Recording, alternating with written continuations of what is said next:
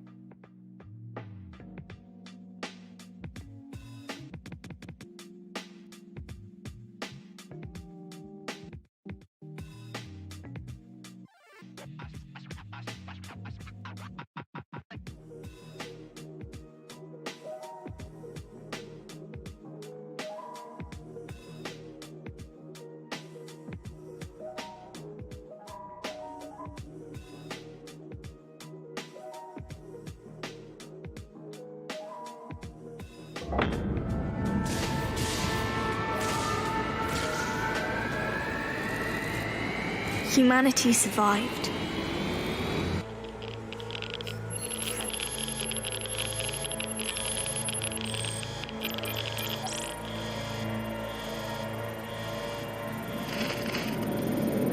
Our ancestors have destroyed the world, and we had to pay the price.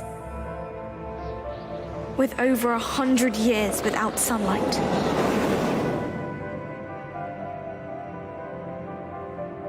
but we have prepared ourselves for our chance to make things right.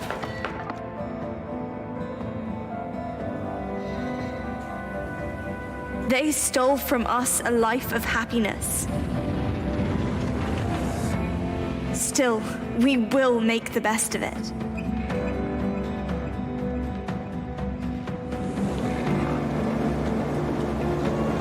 Even though Mother Earth is grim and tainted, we have managed to survive. And we will keep surviving.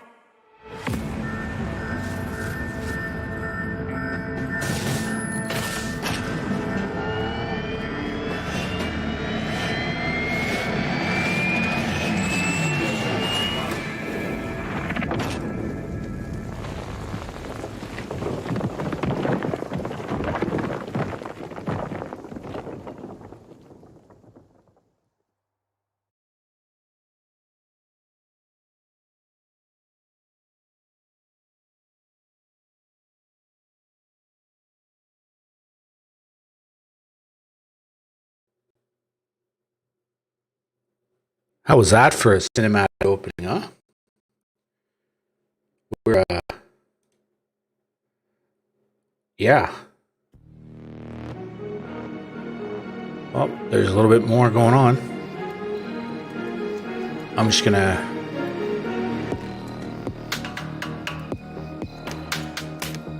stop the sound for a second. All right. Let's get some light on here because this is a bit dark. There we go. Bit of light. How's everyone doing? So that was a pretty cool opening. Totally improv'd. I I started the stream, started the game. The trailer started playing. I hadn't watched it before, so I thought, oh, why don't I just switch scenes to that and let everybody else have a look at it as well, so they'll know what we're playing this week. So that's right. This week we're going to play Endzone. As you saw from the trailer, it's a post-apocalyptic survival game where you have to build a community in a village and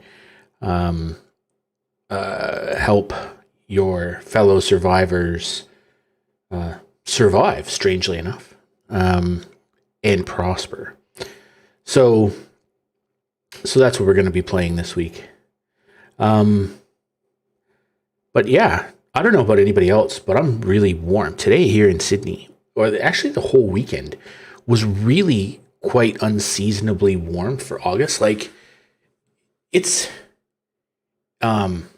winter here. Like, normally it's, 15 something degrees or whatever. And overexposed. But yeah, it's normally sort of 15 degrees and it's today was I think it was in the 20s, and all weekend it was sort of mid 20s as well. Which is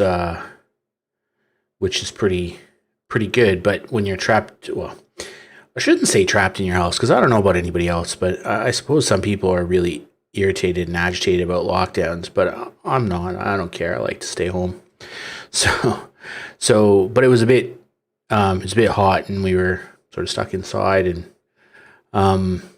yeah, not that we would have went anywhere anyway, but still not like we go hang out at the beach or anything stupid like that. So, but it was warm, and it's really warm here tonight, actually. So I might have to open the door to this room to let some air through in a few minutes. But other than that, I hope everyone had a really good weekend. I know for many of you, I've talked to you and said hello during the weekend. But for those of you who I haven't, hello. I hope you had a nice weekend. And if you're watching the VOD, I too hope you had a nice weekend. I hope you had a fantastic weekend. The weekend to end all weekends. I hope your party had a weekend, or your weekend had a party, and you were invited. I don't know what I'm trying to say. Anyway, never mind. Yeah. Okay. Tweet. I got you all. Yeah. I tweet. I shall. Hold on a second here. You know what I need to do? Is I need to I need to switch to like a dark mode or something for I need to switch to like a dark mode for Twitter. I hate dark mode just as a rule. But until I get some lighting sorted out in the next couple weeks, the screens just overexpose everything. Okay, hold on. I will tweet now. You can all watch me live tweet.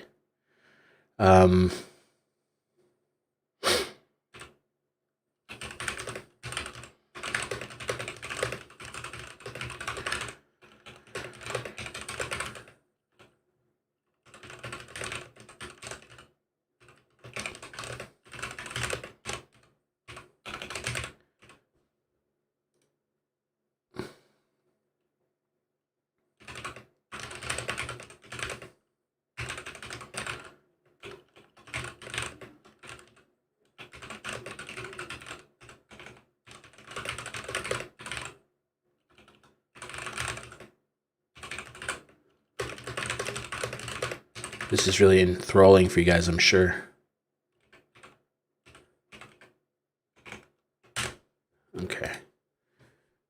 So that's part of the new process with switching to Streamlabs OBS has been that when I was using standard stream elements, it was quite a number of steps to start the stream. I'd have to create what's called, I've learned this over the weekend, so this will be interesting if this kind of thing interests you, but I had to start an event in YouTube Studio, which creates a stream event, and then start the stream in OBS. And one of the things that it gave me time to do was in the middle, I could do the tweets and all the other things in amongst everything else.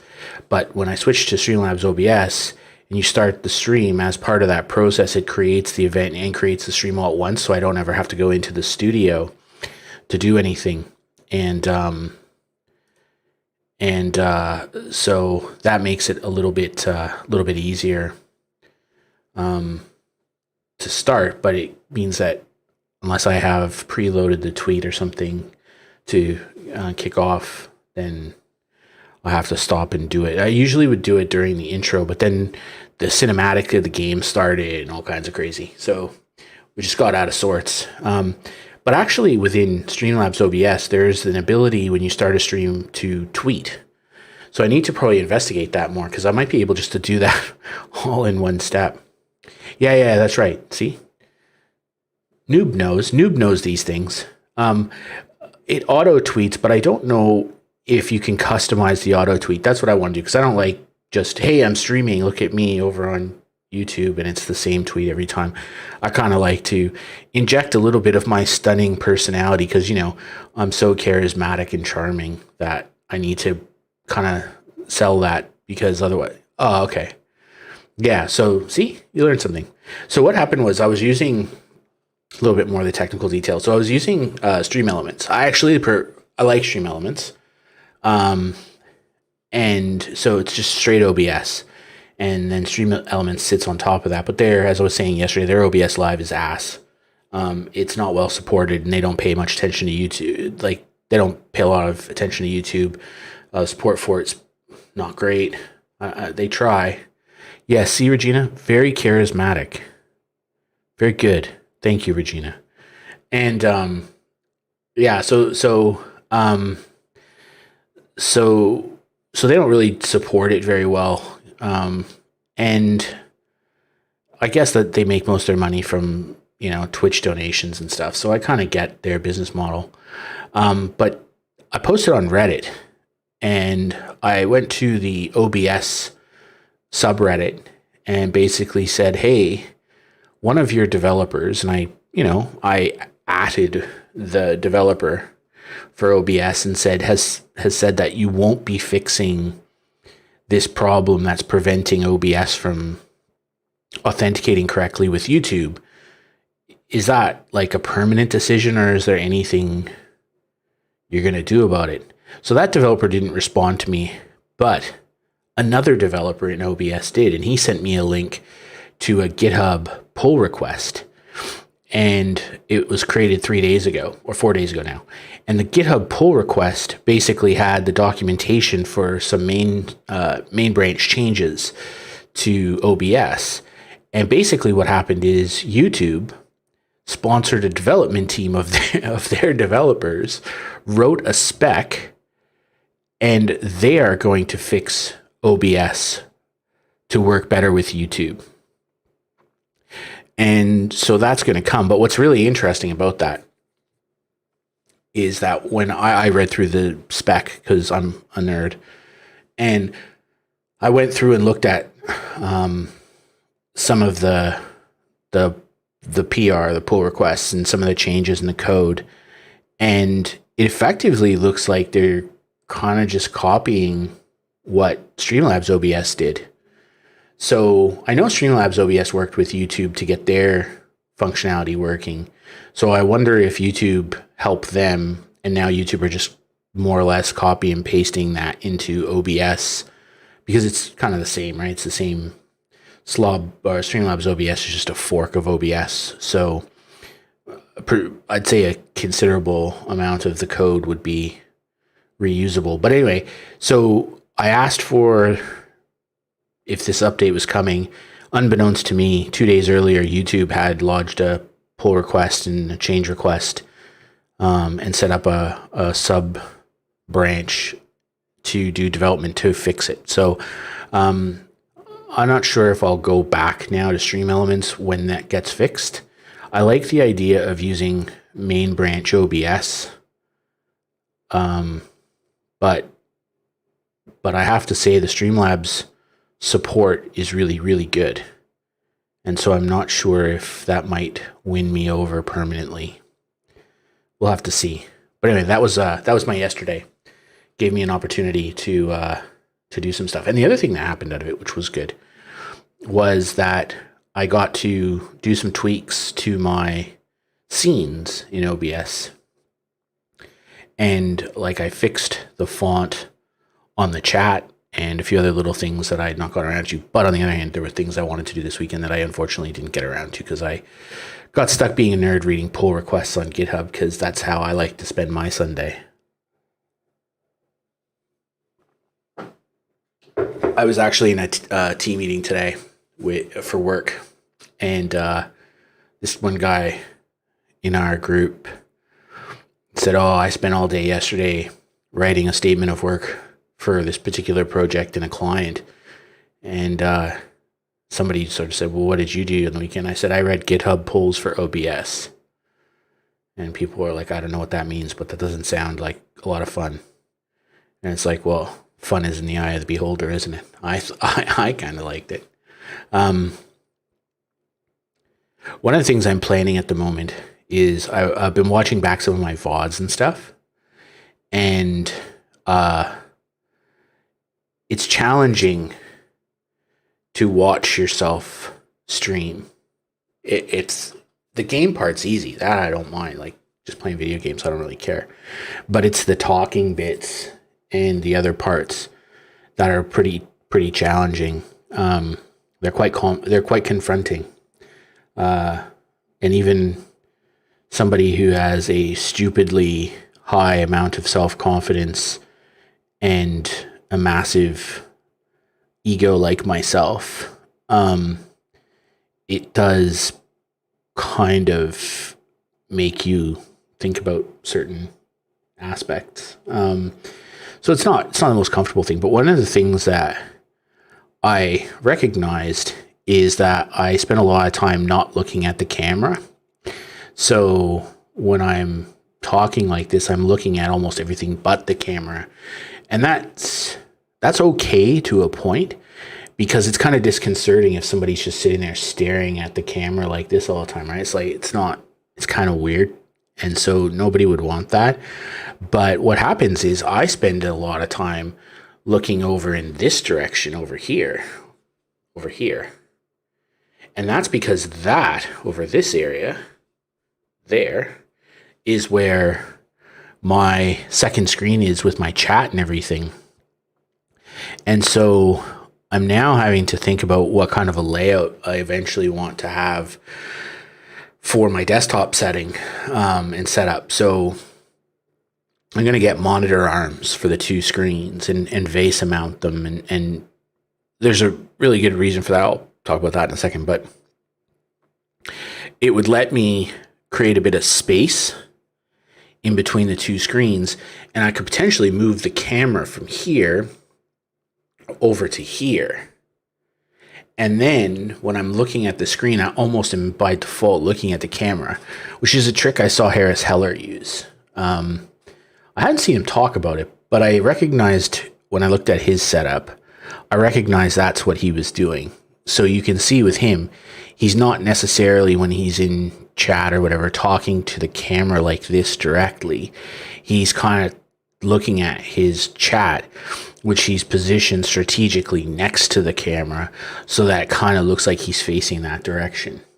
So that's kind of that was a pro tip. That was a pretty good one, that one. I think I'm gonna have to figure out how to do that. But the two screen thing, so I have a 165 hertz 1440p screen that I play on directly in front of me. And then I have a 4K 60 monitor, which has, yes, I am paying attention to chat. You're very right. See? Attaboy, noob. Gold star.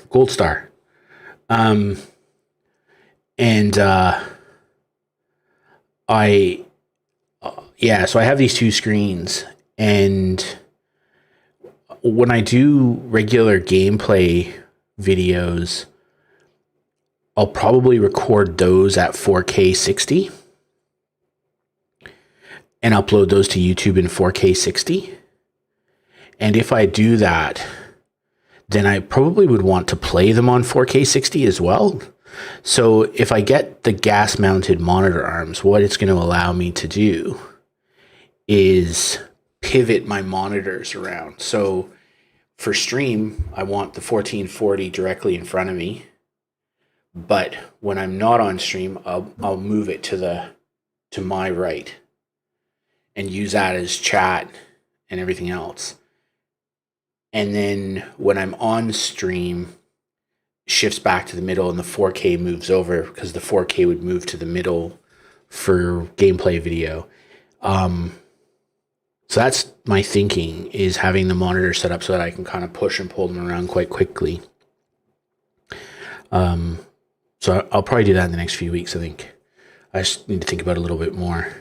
And I really want to get one of the new Elgato face cam webcams. I was looking at the other one I was looking at was there's a new Sony camera that I was looking at, but I think I'm going to wait on that.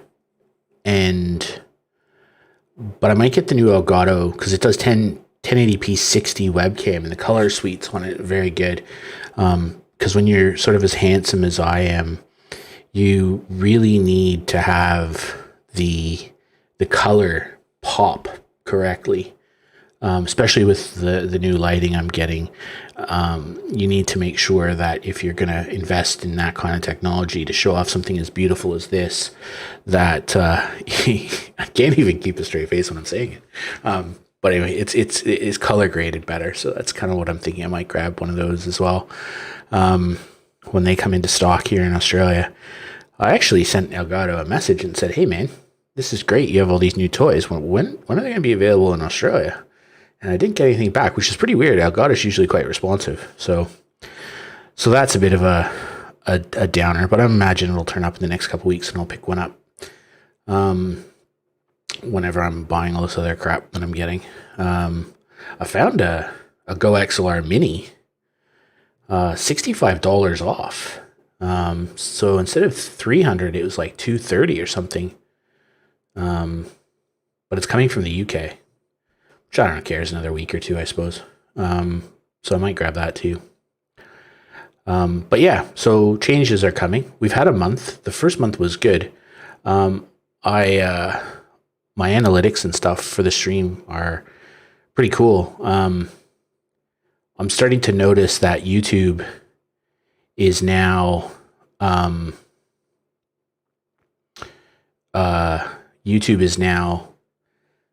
making my videos suggested, and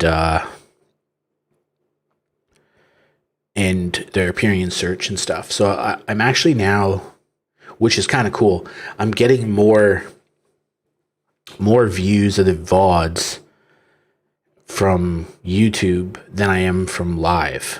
So for the first couple of weeks, it was predominantly live views, but now the VODs are kind of getting more views from search and suggested and browse features than they are getting live, which is kind of cool. Which is kind of one of the reasons why I decided to use YouTube, right? Is you're going to get that traffic elsewhere. So yeah, so that's kind of paying off, which is which feels pretty good. Anyway, we've chatted incessantly now for a good 20 minutes. So maybe I should actually get to play this video game and just move on with it. Alternatively, I could get a pool and do a hot tub stream. Because I know, that would be what a lot of people would want to see. And I'm all about making the crowd happy. Okay, let's get into this.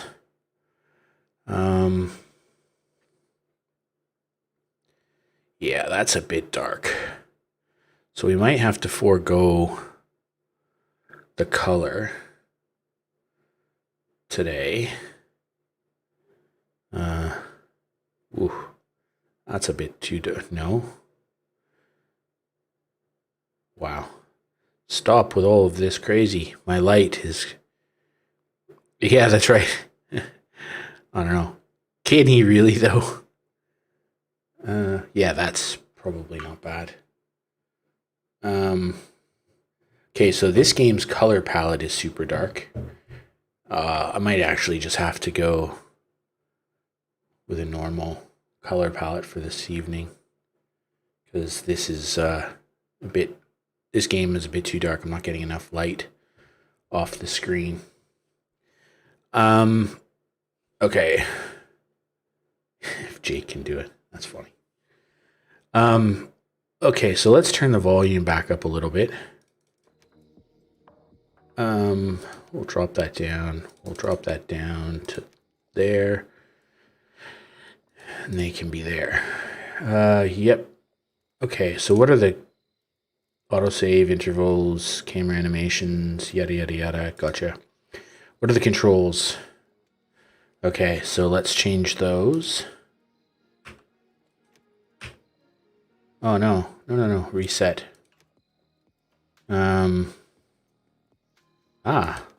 That's excellent. They have alternative. That's useful. Rotate. Yep. What do we got? Yeah, I don't need to worry about that. Yep. Yep, it's all good.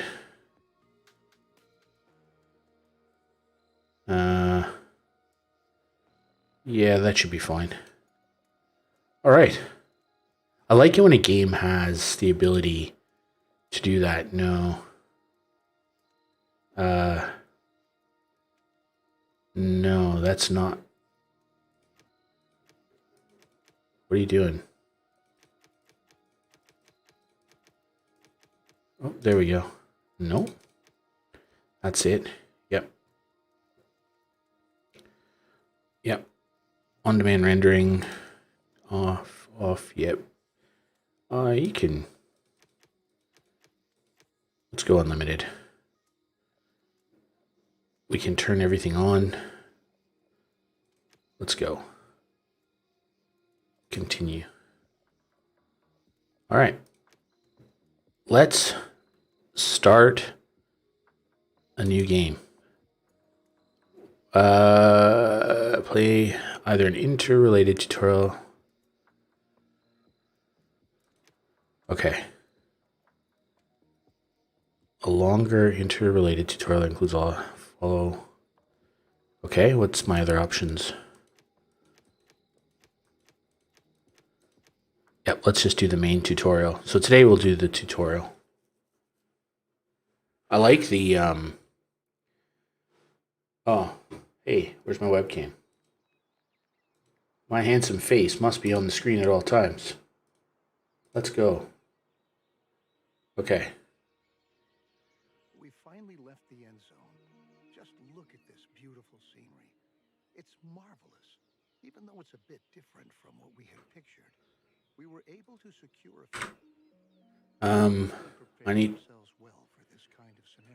I need to turn up the volume. That's a bit low.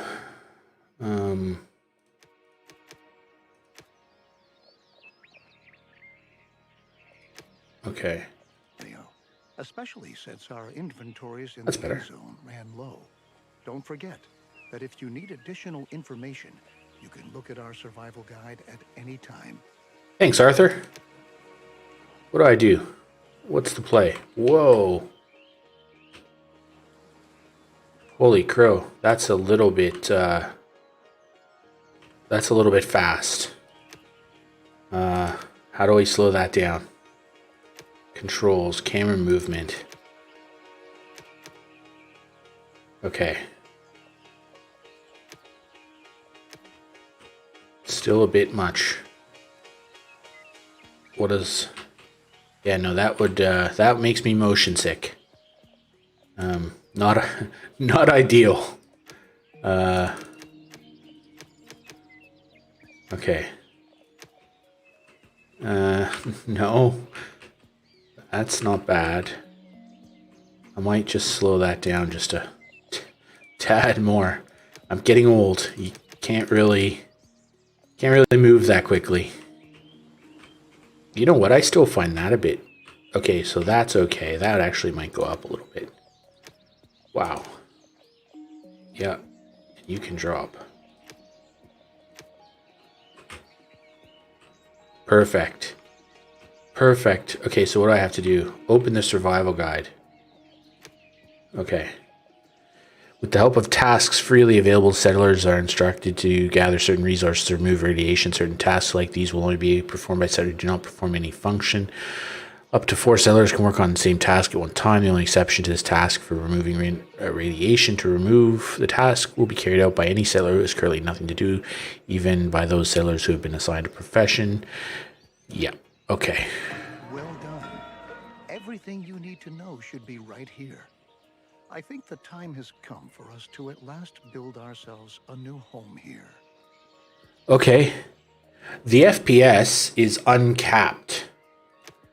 Before we can construct buildings at all, But you should be seeing it at 60 FPS.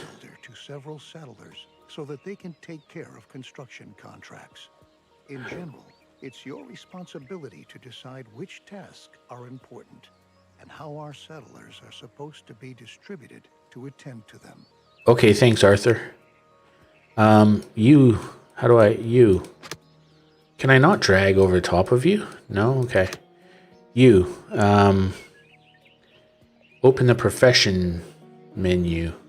Which one is that? Okay. Oh, there. Yep, okay. Let's make... All right. Your builders will be ready as soon as construction contracts have been issued. Contracts. It's time to start focusing on our key and most basic need, water. Okay. The first thing we ought to do is to establish a working water supply. So we'll move on to our first construction contract. Place and build a jetty by a lake in the vicinity of your town center. Gotcha. Okay. A jetty.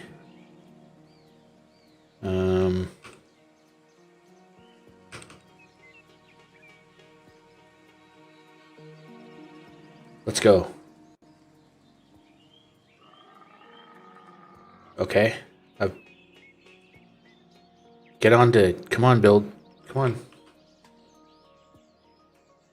on. You know what? That makes a lot of sense. Okay. Let's,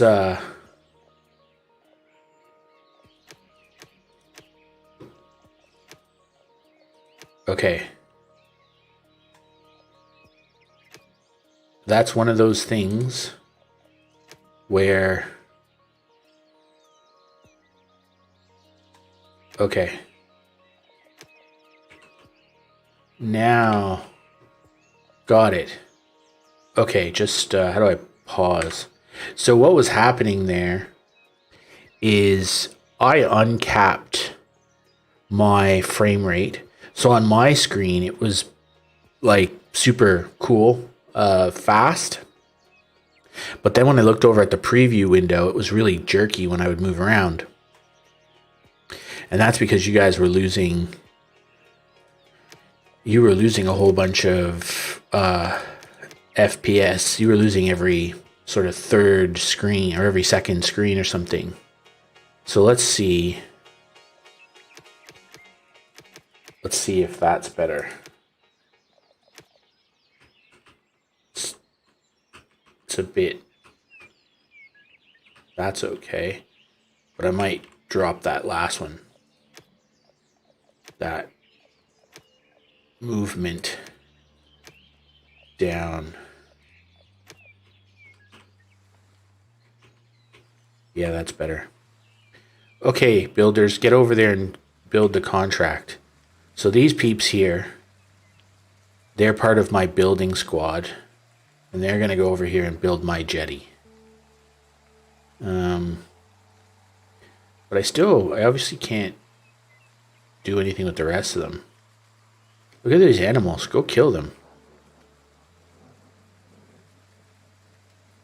Hey, look. They're wearing little gas masks and stuff. Okay. Very good. The jetty was completed as planned. Now we have a place where we can collect water. There are other possibilities to gather water too, but the jetty is the simplest and most cost-effective method. Okay. Thanks, Arthur. We can obtain and store water from different sources, like a jetty, rain collector, or well in the cistern. The cistern should always be in close proximity to a water source, so that our water carriers don't have to walk too far. Fair.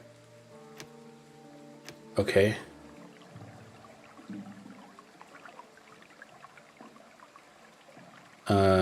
Here. Let's go, builders. And I need to assign people to become water carriers. Go, carry water.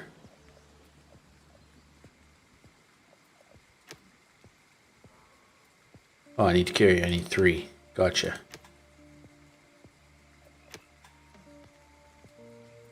Everything's got a bit of a red tinge to it at the moment. I don't know why that is.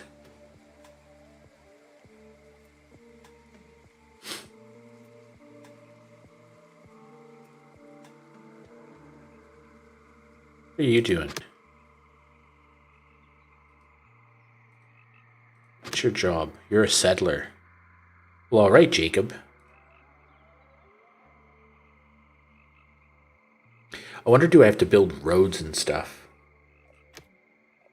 Oh yeah, I can build dirt roads. Okay. Oh, there's defense. Let's go. Let's go kill.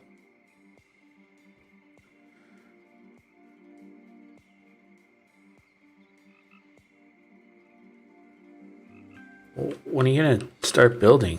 Hey, look, there's some animals. Go get them.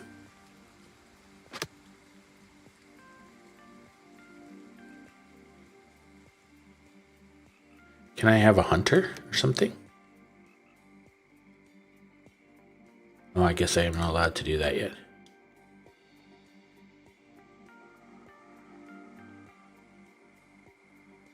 I just want to go over here. Ooh. Look at this stuff. There's things. There's ruins. Oh, what are... This is a whole town.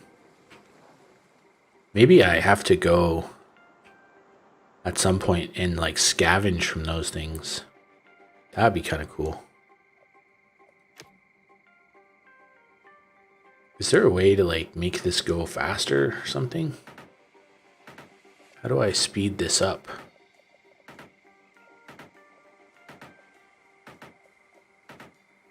Oh, okay.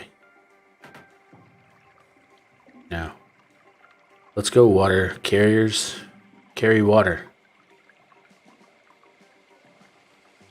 I'm just gonna move around. Okay, so Tony, that looks a lot better now, right? I don't know if you're still listening. That's not as shouldn't be as jerky and stuff now, right?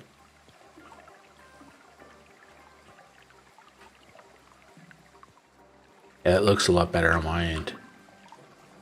Wake up, Tony. I need help.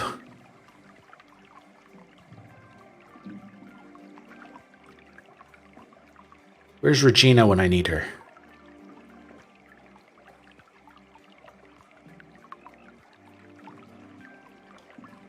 This game has a very dark color palette. It's not bright like Anno, for example. Okay, well, we've got 75 water. Soon. See? You summon Regina and she appears. So I had some settings wrong, Regina, where I had uncapped my frame rate, and so it was dropping 2 out of 3 frames because it was going at 180 FPS and you guys were only able to see 60. So can you tell me if when I move around, if it looks relatively smooth on your end? Because I've now capped it at 60 FPS, so it looks reasonably smooth.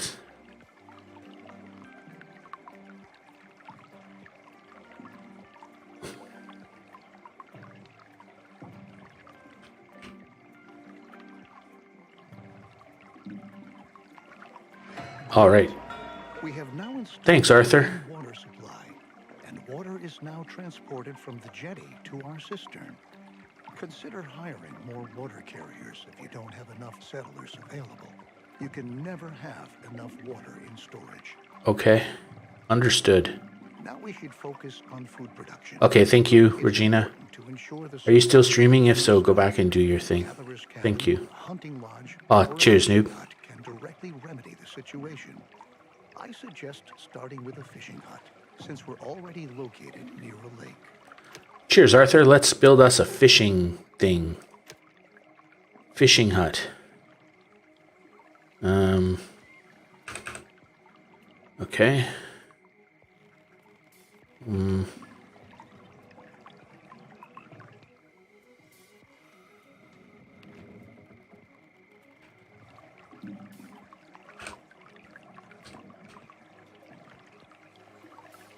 All right. There. Oh, there's a more efficient place to put it. That was not smart. Yes, I am at 1440p. And I always stream it at 1440p. I get on YouTube, I get 18 megabits per second bit, or 18 megabit bit rate. So it looks fantastic even on VOD.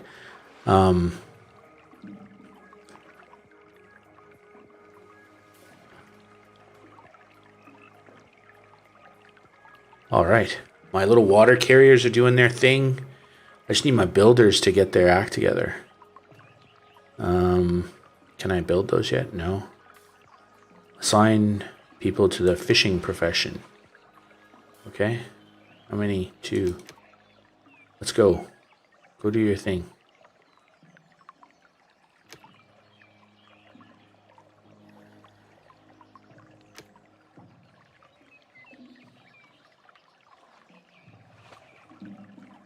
Let's go, builders. technically speaking, all of the tech stuff that about YouTube, it's technically so much better than Twitch. Twitch is undoubtedly a better platform at the moment for streaming on, right? Because it's designed to do that. But in terms of the sheer tech for everything, YouTube is just seriously awesome. Like, I never drop a frame, not one. It's amazing.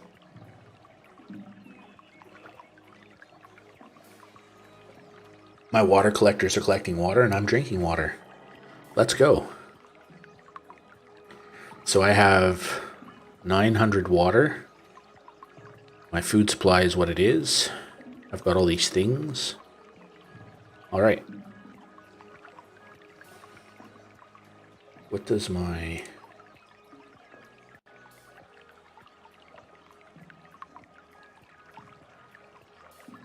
okay. So that's interesting. So on my, yeah, you can see that. So what was happening was it was dropping frames and it was skipping when I was doing that super high refresh rate. It had to drop frames to keep up.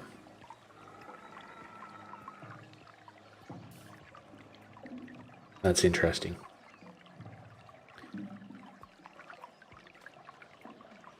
Okay, you can go away now. Why are my builders not building this thing? What is going on? Like, builders. Oh, I'm confused.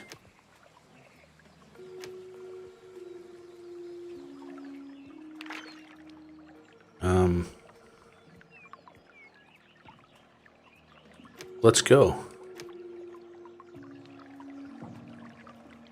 I don't know what those people are doing, but they're not building.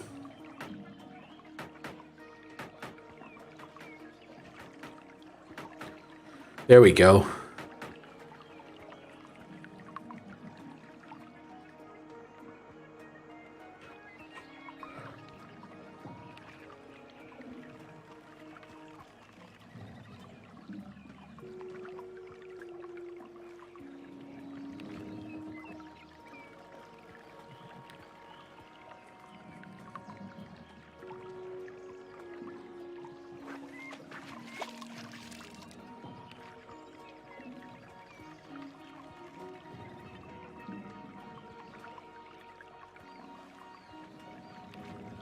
Okay. We learned a streaming lesson tonight, folks. Cap your frames. Good work.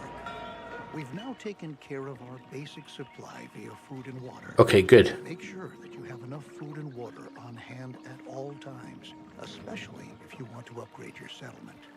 A population that grows too fast can quickly unbalance your food and water supply, bringing major difficulties for you if you don't watch out. Oh, okay. Crops are another excellent way of getting food because they constantly grow as long as the soil is moist enough. Each seed has different yields and growing times. This means that it could take some time until your field is ready to be harvested. Contrast to your fishing hut, where production can be right away. Okay, thanks, Arthur. So let's build a cultivated field. Assign one person to be a farmer. Okay. So let's go build a cultivated field. Let's do that over here somewhere.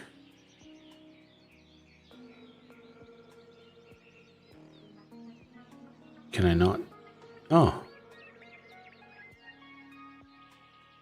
Let's do 10 by 10. Oh, there's radiation. Ooh, look at all these people. Assign a settler to be a farmer. Okay. Look at them. They're going to go do stuff. What are they going to do, I wonder? So we've got little people fishing, little people just carrying water back and forth. What does this say?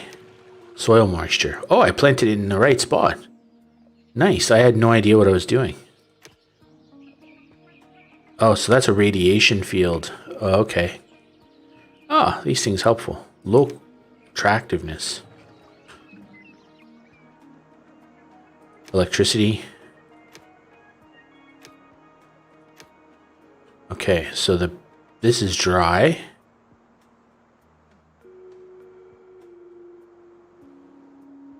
Interesting. Okay, what do you guys need from me? Oh, seeds. Nice. Choose a seed. Cabbage. Let's go. Choose a seed and then click choose seed. I can't. Looks good. Thanks, Arthur. Remember that we need the widest variety of food sources to stay healthy. Okay. You should also plan ahead for drought periods that might come when it's not going to rain. Stock up on food and adapt your production to avoid bottlenecks. I'll show you a few more strategies later on. Sounds good, Arthur. At the beginning, we don't have much scrap, wood, or other resources. We could build a production building, but to obtain resources as fast as possible, it's best that we start gathering right away. Assign a Gather All Resources task. All the settlers who haven't been assigned any profession by you are going to accept these kinds of tasks. In addition, settlers distribute resources within your settlement. Okay, but everybody has a job. So let's... Oh, nice. Okay, so let's... How do I do that? Task. Resources.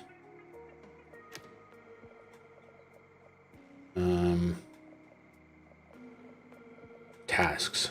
Nice.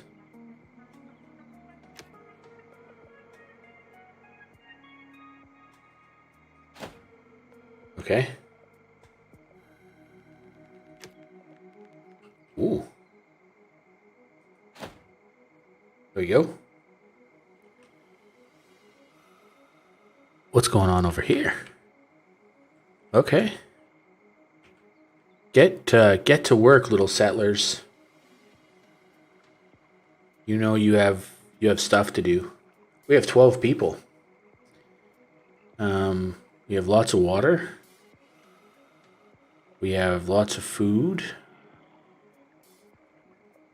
We have some wood, some scrap. Gotcha. Okay. Hey, look at this guy. This guy's... Yes, you keep seeding the field, my little man.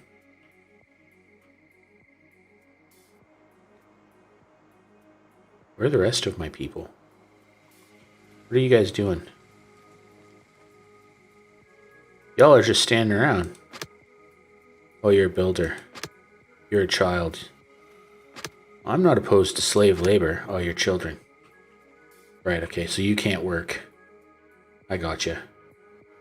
You're just a drain on our resources. Children, huh? Can't put them to work. What a farce, I say. If they're gonna eat and they're gonna live in my town, they should be working. We're in the apocalypse now. Get to work, kitty.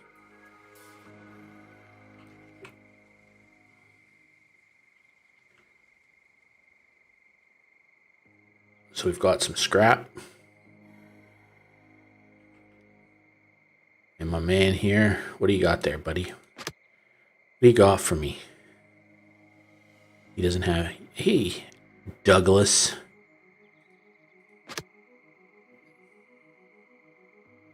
Nema. I don't know, I'm just going to call you that now. All right. Let's go, team. I have to say, one of the best quality of life things you can offer in a game like this is remapping keys. We take it for granted in AAA titles. Like, if you think about it, if you play, I don't know, COD, let's just use COD as a good example. If you play COD in a on PC. You just expect to be able to remap your keys. You don't even think about it. You just go do it. But on some of these indie games, it's just like one of the lowest priority tasks you would have thought might be to remap keys. So kudos to these guys. Hey, I have another free settler. You know what, free settler man? You go be a fisherman.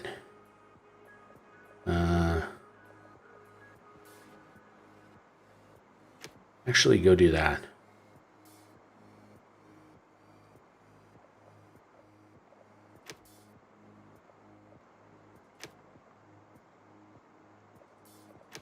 Okay, so now I have... Oh, I need builders. Whoops.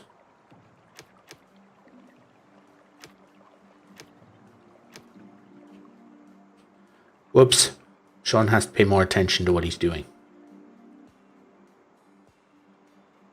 Okay.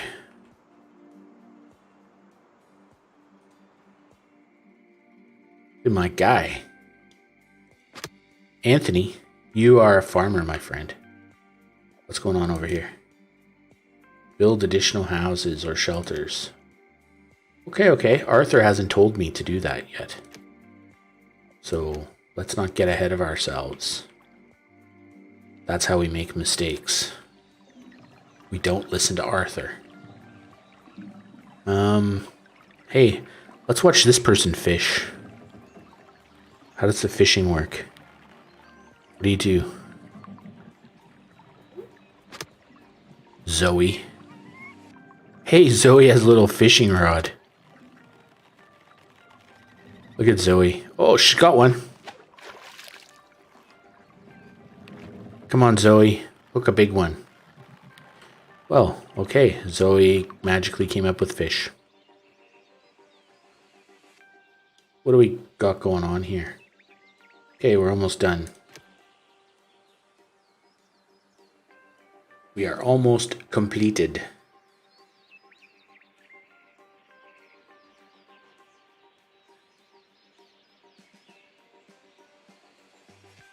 What is the...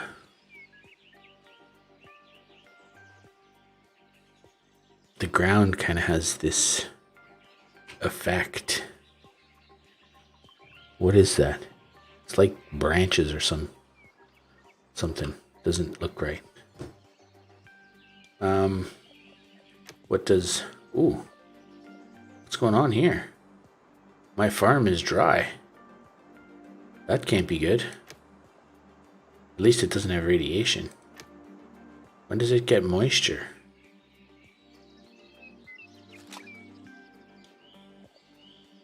Okay. Uh-huh. Well, alright. So we've got all the scrap we need. I probably should have collected this wood over here if we had been thinking correctly. Because this little man has to truck a long way.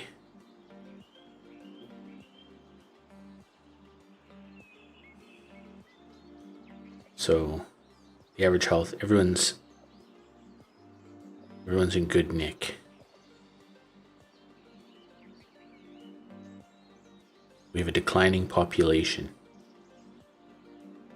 Oh, not enough houses. Gotcha. Oh, that's a really clever little indicator. Yeah, that's good.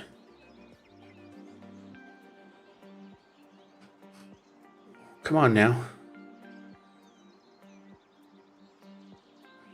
Let's, is there any way to speed this up, maybe? Yes. That's better. Since we now own plenty of resources, we can start to build a real production building. Okay. Then you don't have to always make efforts by hand that collecting is taking place. Okay. Production buildings are not only easier to manage, they are also distinctly more effective than simple tasks. Don't place production buildings too far away from your settlement. You'll be able to change their working area at any time later on. Okay, thanks, Arthur. Right on. The best thing for us to do now is to build a forester's lodge to automate our supply of wood and make it more effective at the same time. Foresters are not only able to chop down trees, they reforest areas with trees as well. Nice. Aren't they efficient little people? So, resources, a forester's lodge. Let's rotate my guy. Okay, let's zoom out here.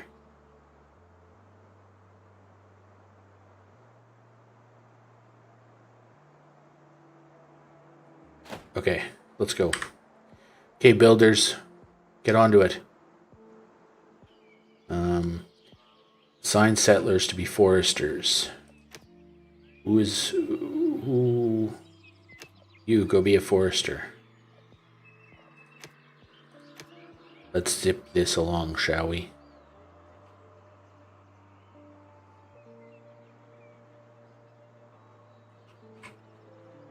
Oh, they're clearing out the radiation. Well, that's really clever.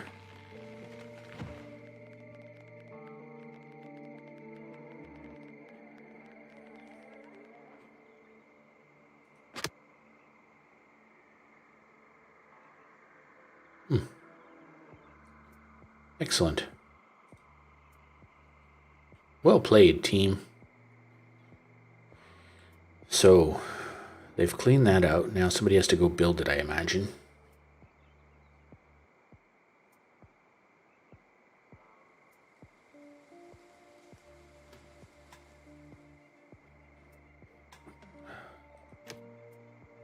It's very dry.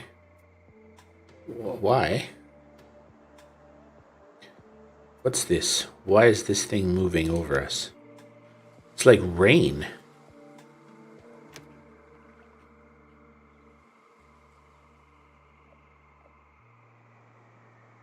It's like rain clouds or something. Oh, hello. I have no idea what that is. Oh, it didn't come to my farm. That's disappointing. Oh, okay. There's some rain. But it didn't do anything. Well, that's not ideal. How does my farm get... Okay, so I've clearly built a farm in a place that's dry. Well, okay.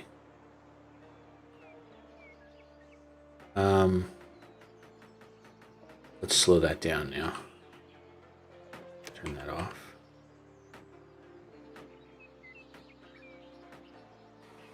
Good job. Thanks, Arthur. You might want to change this building's working area later on to tell your workers where they should get their wood from. Ah, and for your information, if you want, you can also tell your Forester's Lodge that they only ought to attend to reforesting an area in order to create a lush, green forest which generations to come can use. Wait, what? If you want to, you can also tell your that they only ought to attend... Oh, I see. Okay, I see. Very good. Now we ought to take care of collecting scrap. Scrap is one of the most valuable resources because the quantities present are limited, and we can recover other resources from scrap. Unlike the task we just had, the scrap yard allows larger quantities of existing scrap to be dismantled than with ruins or wrecks. Okay. So let's build a scrap yard.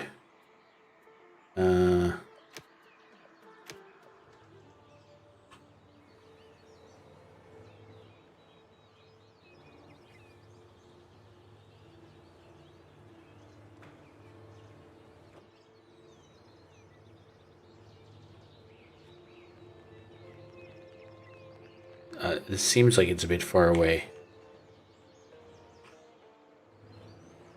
But there's so much over here.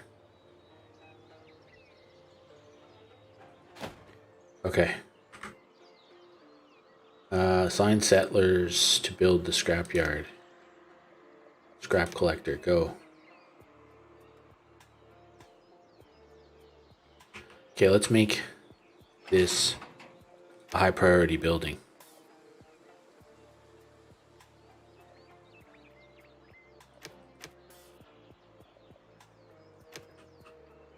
All right. Let's zip along here, shall we? Now, Arthur said I could tell this guy to do something. Okay, so then I got you. Oh, okay. Nice.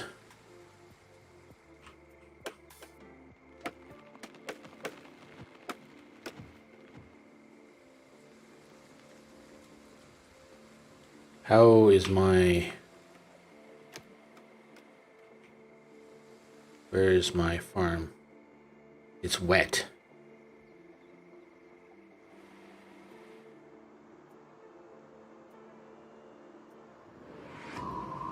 Ooh, it's very wet. Everything is wet. It must be like a wet season or something. Nighttime, no rain. Okay, how are we going?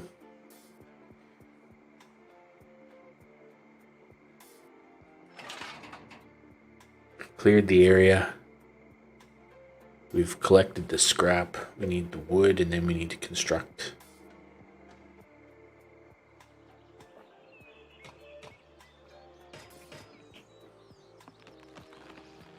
All right, come on, people. Let's go. What are we doing? Where are the peeps? Is this man bringing wood? He better be bringing wood.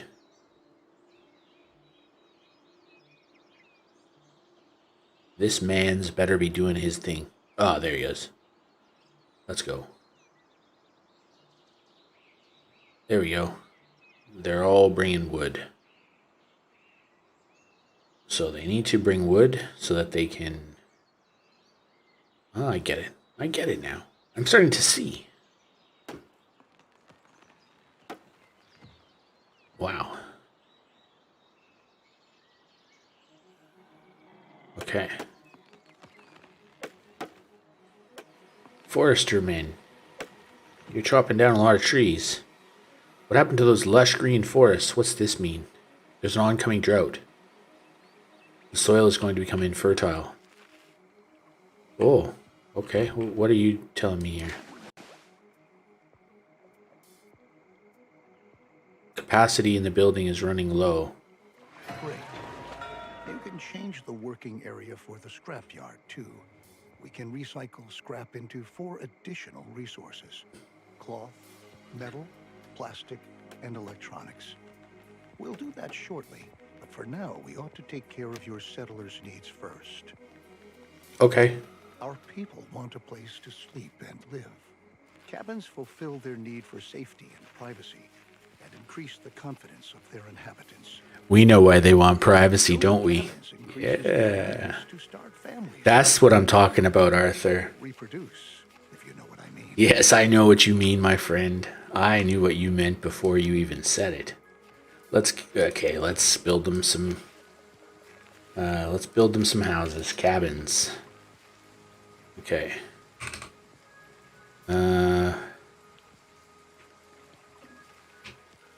Okay.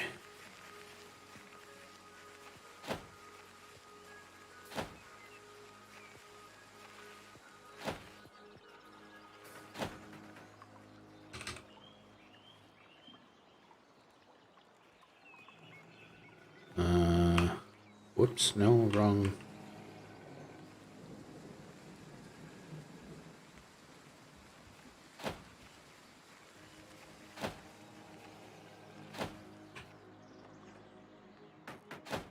There we go.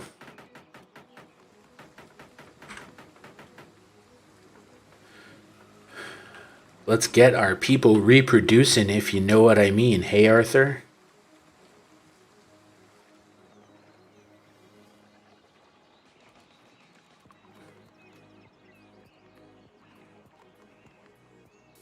I don't know what this means. So we're in for a drought. Our water tank, it's full. Gotcha. Oh, okay. So, can I build another one?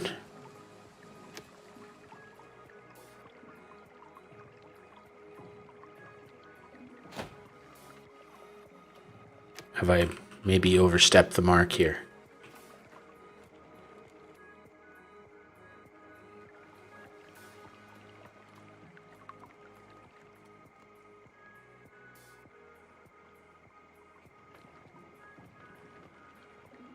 Come on, let's build your cabin there, folks.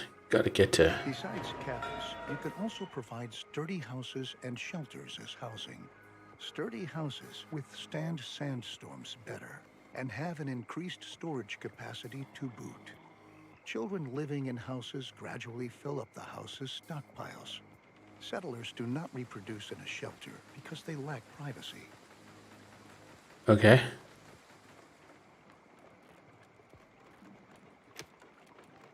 Let's return from our excursion into housing and refocus on scrap. Okay. With the help of a recycler or refinery, scrap can be sorted into 4 different resources. A recycler always takes scrap apart, one resource at a time, while a refinery automatically produces all 4 resources. To start off, you should build a recycler and produce cloth. Fair enough. Let's build a recycler.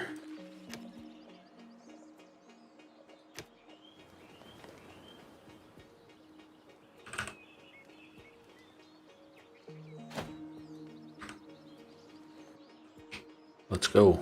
Assign settlers to the profession of refiner. Okay. There you go.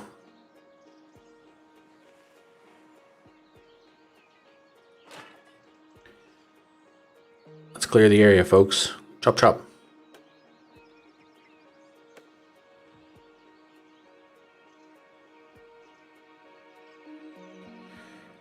How did we go with our oh, look, our second cistern. There we go. That's full, and that one is filling up.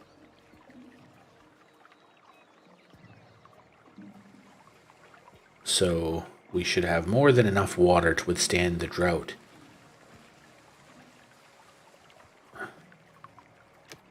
Okay.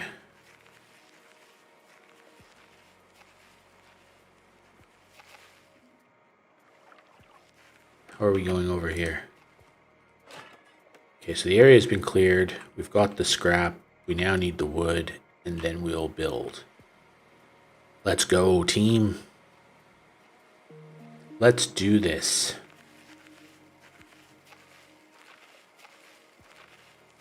Okay. Excellent. So those dropped frames stopped. All right. Little man's bringing them stuff. He's brought some wood. This guy's doing his thing. Okay, so the drought seems to be gone. Or we're in it now or something. Oh my goodness. The water is gone. We literally have no water. What does this mean? Needs fishing grounds.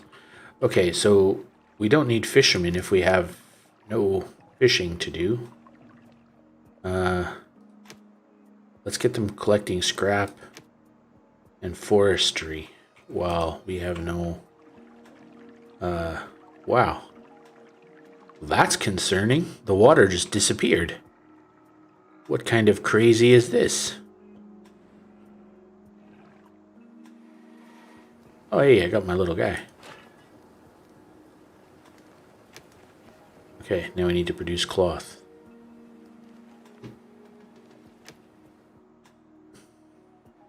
And that's infertile. Well, that's not ideal.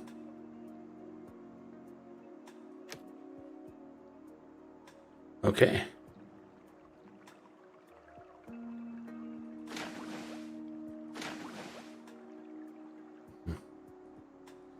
Well, this is okay, Jason, see you tomorrow, buddy. Thanks for stopping by.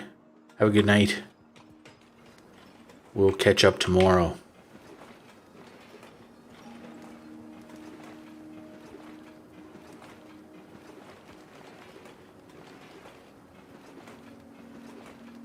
Hey, our people are producing children.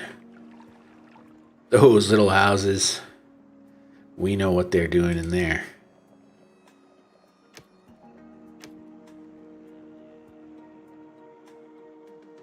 Bye-bye. Sturdy house where settlers can live and give birth to offspring. Yeah! Let's go, people. Alright, we produce cloth. A recycler to produce a different resource at a time. It's important that you focus on the resources you really need, at least in the beginning. Cloth and metal look like good options if you want to equip us with protective clothing and tools. That sounds like something I want to do. Happy settlers are industrious settlers. That's why we ought to look after our people and protect them against the surroundings and dangers, like radiation. Radiation. So let's start by transforming our newly recovered cloth into protective clothing. A tailor will be able to help us with that. Okay. Hey, we got water back. So let's reduce that guy, lift that guy. And now we've got some fishing happening. Actually, let's reduce the scrap collector and increase the fishing guy as well. Okay, so let's build a tailor shop. In the build menu. Resources. Yep, there we go. Where is the... Well, that's the forester guy. Okay.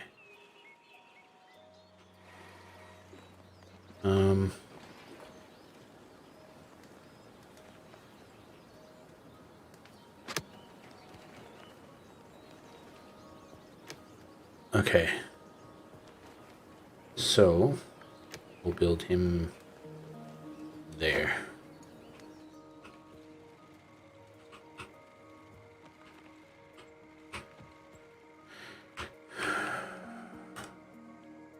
Right. Now, how do we do that? Tasks.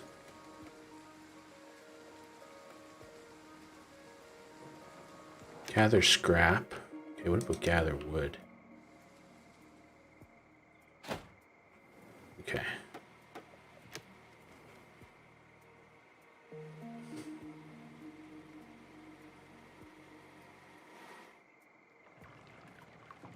So you're full of water again. What's this?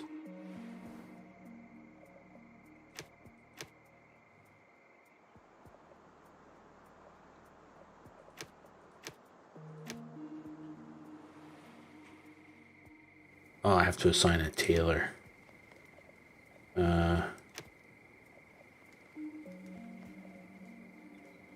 Okay.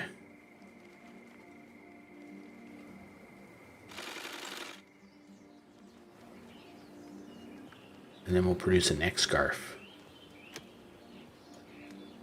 I got you. I feel you, tailor. Okay.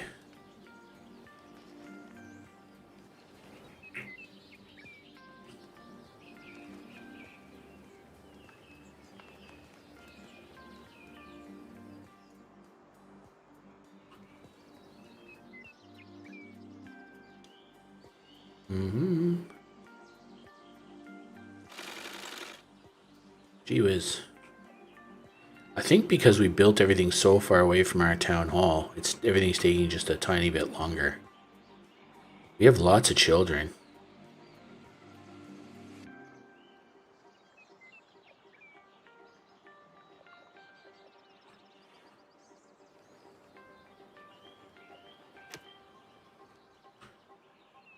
We'll soon be able to start building.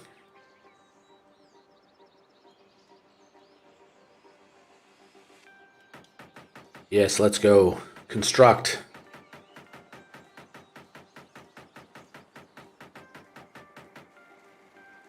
Let's build some let's make some neck scarves.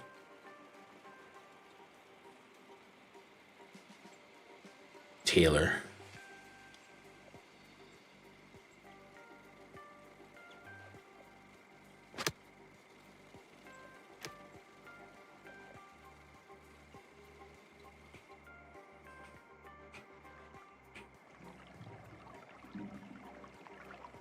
So we have lots of wood. Our food is okay. Our water is good. Let's go.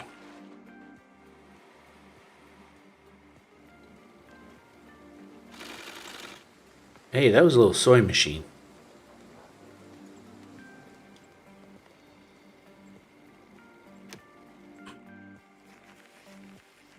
Let's hear that again. No. Oh, hey, there we go. They're currently producing 2 neck scarves.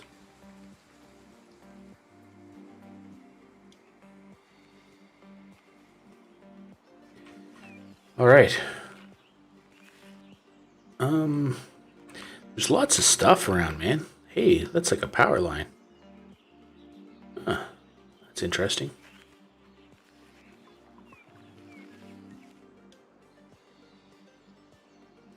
Come on, team. Work harder. Not some. There we go. We categorize environmental radiation into 4 levels. No radiation, low level, medium level, and high level radiation. The radiation changes constantly. Yep. And is influenced by weather and contaminated rain. Protective clothing helps to protect us against this kind of radiation. Indeed. But it takes a while before it's produced. And production relies on a steady flow of incoming resources. Okay. Try to establish production chains at an early stage and start to stockpile goods so that some are always on hand. I hear you, Arthur. The tools we brought along from the Endzone are slowly but surely running out. So now, let's focus on manufacturing new tools. Let's do that. Will help us to work effectively. We'll need metal for that, so we'll prepare for production by building another recycler, which we'll commission to recover metal from scrap. After that, we'll need a workshop to enable the manufacturing of brand new tools. Understood. So, another recycler. Where's our other recycler? That's there. Okay. And we need to assign another person to the refiner. And then let's go. High priority, people. Much chopping required. What is this? Production limit of this resource is reached.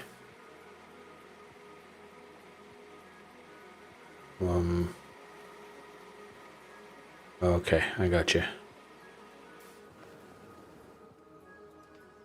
What do you need?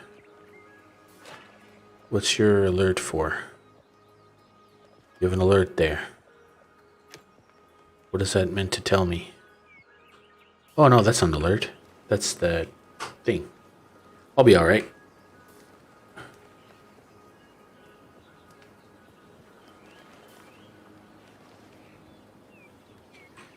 What do we got going on here? You've got all the wood you need. Now people should be bringing you scrap. Okay. Let's go. And then they'll build that.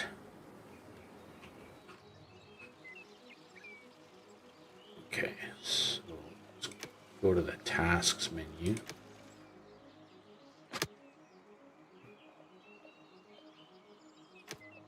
And then let's gather scrap.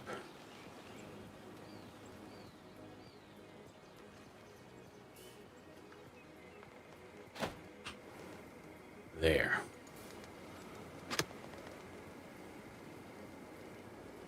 Okay.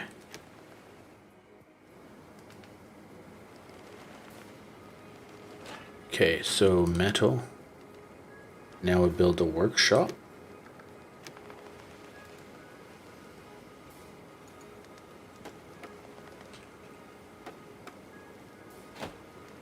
go. You are now a high priority building.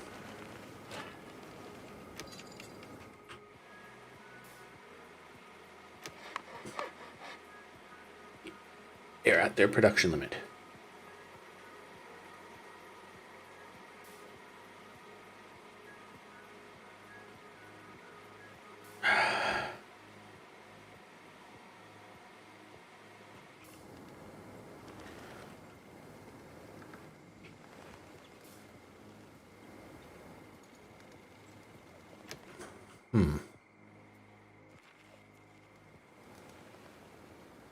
Okay. You there. Okay, so we've cleared the area out. Now we need to bring wood, scrap, and metal to build the workshop. Chop, chop, people. Wow, okay. So we need to assign somebody to be a technician.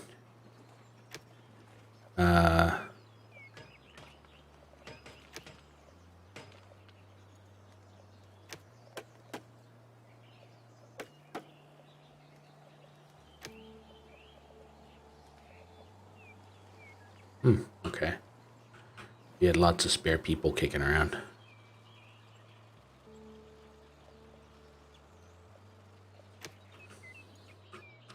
Come on, build faster. Where are you people? Yeah, I built too far away from my town hall. So there's a lot of toing and froing that has to happen. Okay. We need wood and scrap.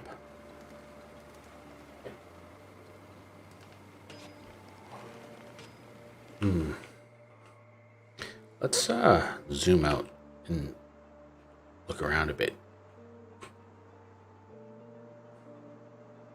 We have interesting locations. Wow.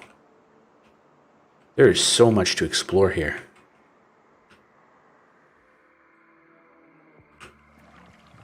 How are you going? Oh, you're half full and you're full.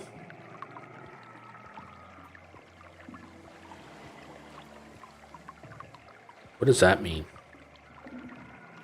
Oh, okay, never mind.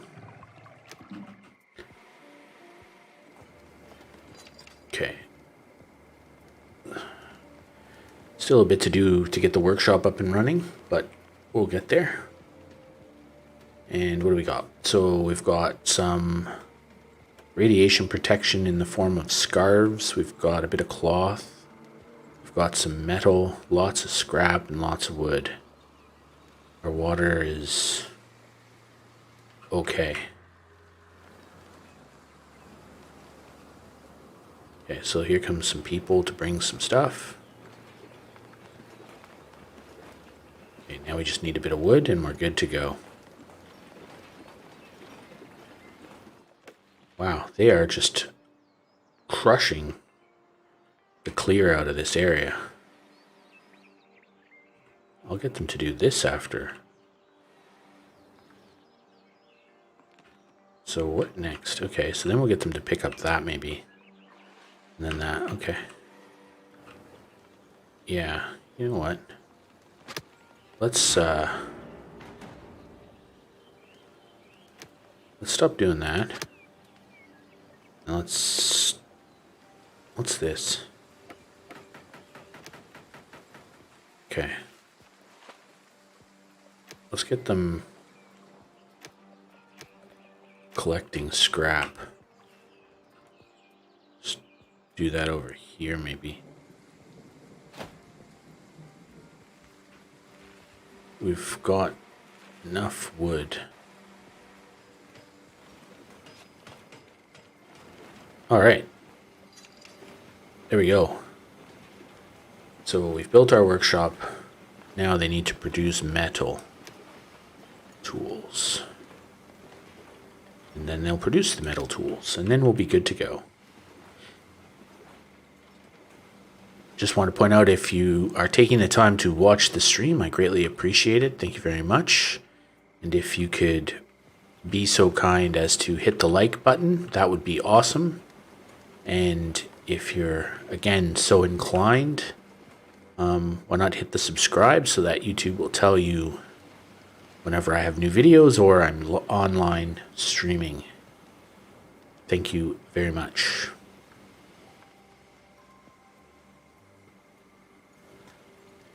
All right, how are we going with our production?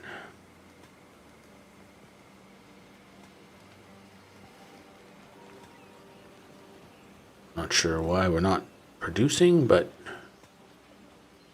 inventory. Oh, okay. We don't have any electricity. Jacob is transferring resources. Oh, attaboy, Jacob. Okay, so what do our people's jobs look like? Oh, you know what? We could add somebody there, add somebody there. Add a technician. We don't need a forester. We already have enough of those. There we go.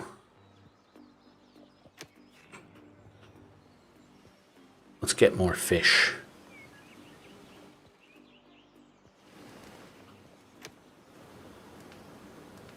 Okay. We've got all the scrap we need. And he is producing the tools as we speak. Jacob is producing tools. Uh-oh, I got 3 alerts.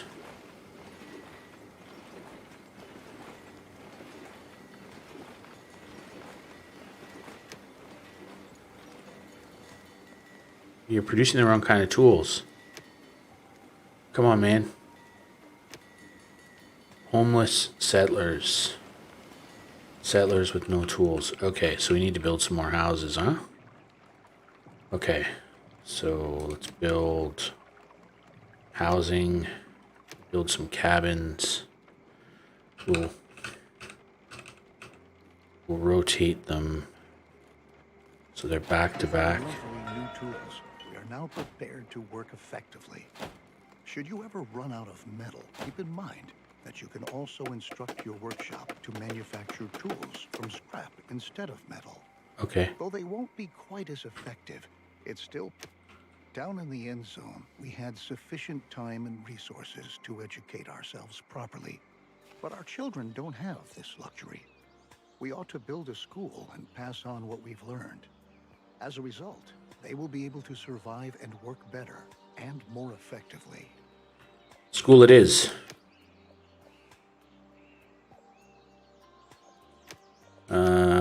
Community. School.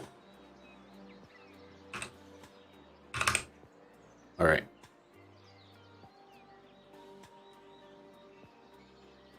There we go. And we'll assign somebody to be the teacher. There we go.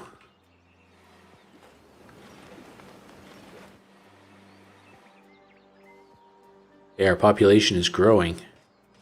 It's because they got houses and they're doing it in the houses. They're making the babies. Okay, so our food supply is going up. Our water supply is in good shape.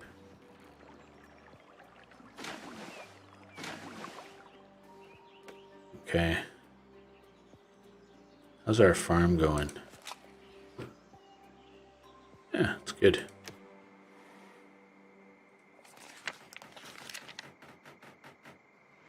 Perfect. Besides the fact that educated children work more effectively, I agree. we'll also teach them to be more careful with their protective clothing and tools. This, in turn, leads to them staying intact longer, and we conserve valuable resources. Important. Important stuff, Arthur. I agree. Now that our population is starting to grow, we ought to again turn our attention to the topic of food production. We are already accumulating fish and tilling our fields. A gatherer's cabin will now enable us to gather mushrooms and berries from the forest nearby. Sounds good. Let's get on with that. Ooh.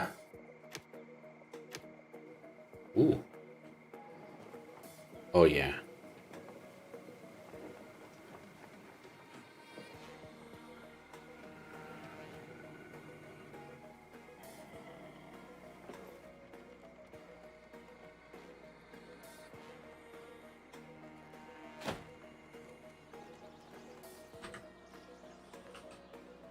So then we have to assign settlers to become gatherers.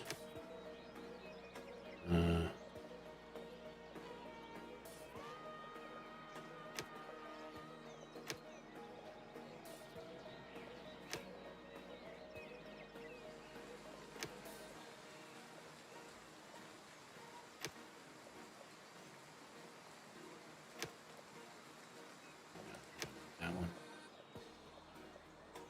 That one. Okay.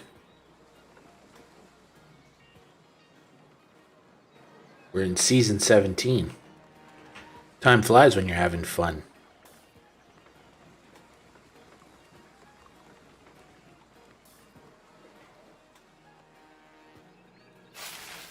Okay. People are carrying stuff. Uh-oh. Populations decline. Adults can become... There's an unassigned... I don't know what that means.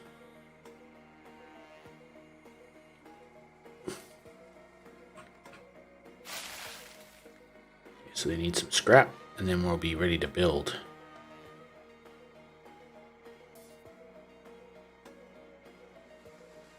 Alright, let's build.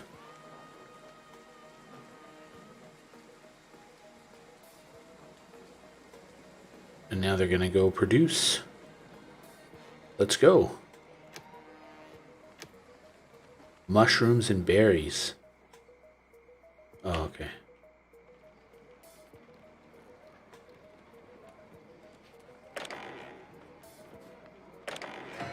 Very good. As you can see, the Gatherer's Cabin is an effective possibility to get food quickly. But watch out. After a drought, it's going to take some time before the plants have regrown. As is the case with most buildings, here too, you can relocate the working area at any time. Okay, thank you. Although we are sufficiently supplied at the moment, our survival depends on diligent planning. If we can lay out a plan for an orchard, then we can start to plant fruit or nut trees that we can harvest after a few seasons. Okay. Build an orchard. Okay. Food, an orchard. Where would we build said orchard? Put over here. What's the water?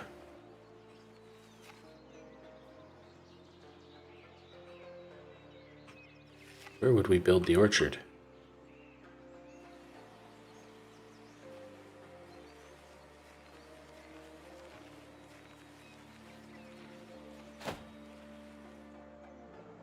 All right. Let's go do that.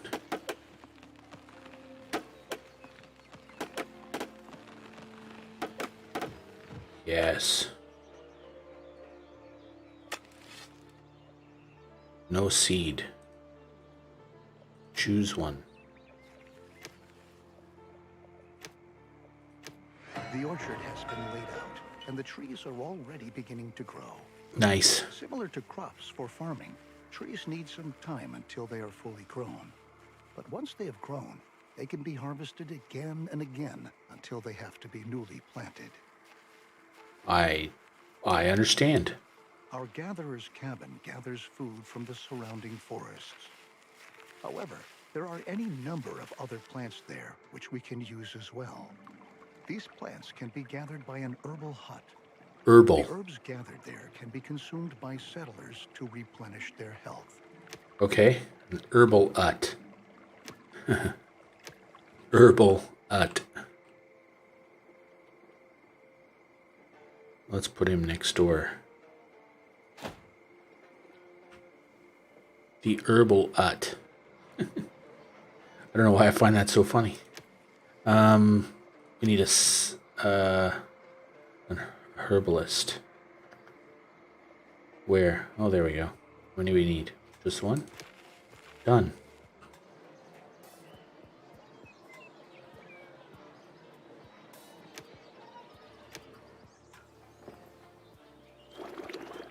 All right. Let's go bring stuff to the herbalist hut.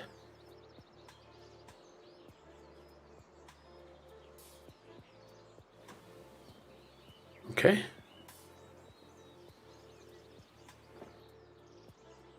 And making good progress.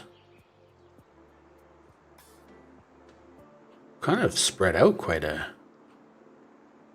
Was that? Oh, I thought that was like a volcano. Yeah, we spread out quite a ways here. What? It's our scrapyard. What's going on over here? Oh, okay.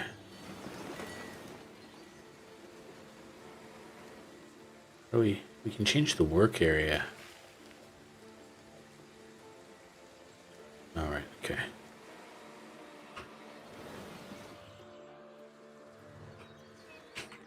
That's what we'll do next. We'll move that the work area over there. Okay, how's the herbalist hut going? It's built.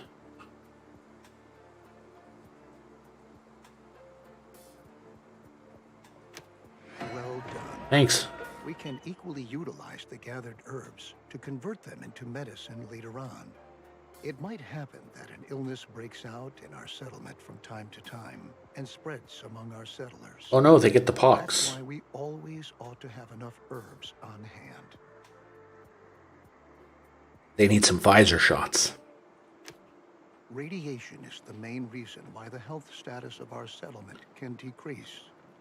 Although our settlers already use protective clothing to shield themselves against environmental radiation, it might occur that our sources of water become contaminated. We should start to filter our water to prevent this from happening. We will need a great deal of charcoal to accomplish this. Okay. The charcoal kiln will burn wood to produce charcoal. Done. Let's go. Charcoal kiln. Where will we put that?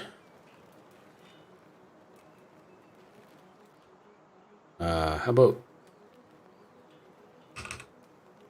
next to the water? It's a high priority building. Get onto that, peoples. Let's go. Work harder, not smarter.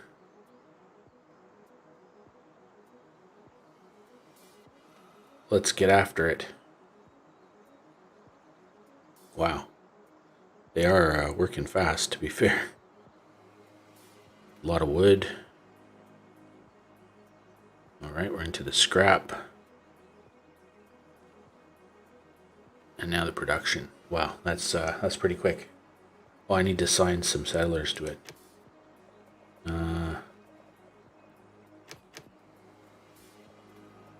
Well, I only need one. Fair enough.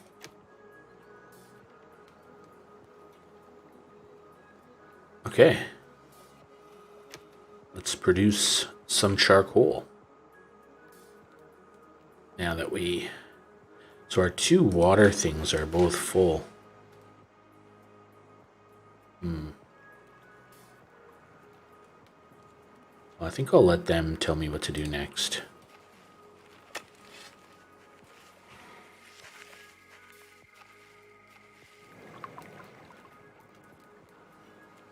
So what do we got going on? So we got medication. We don't have enough cloth. Don't have enough. Okay. We have a lot of kids. What's the status of our housing? 4 to 5, 4 to 5.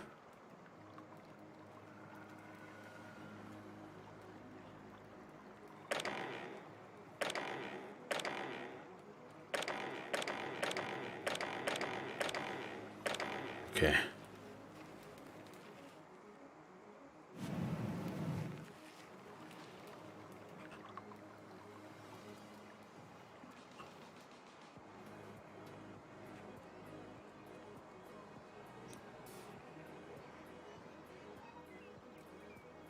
Alright.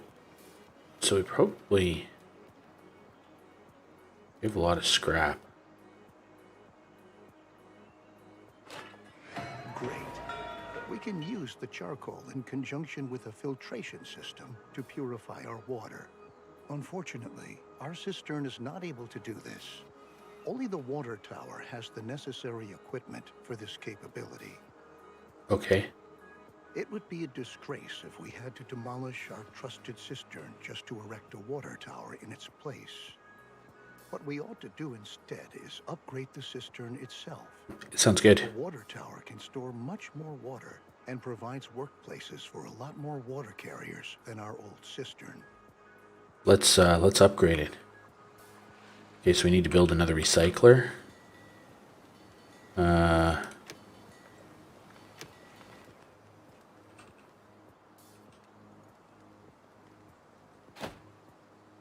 Yep. Assign settlers to refining positions, refiners. Go.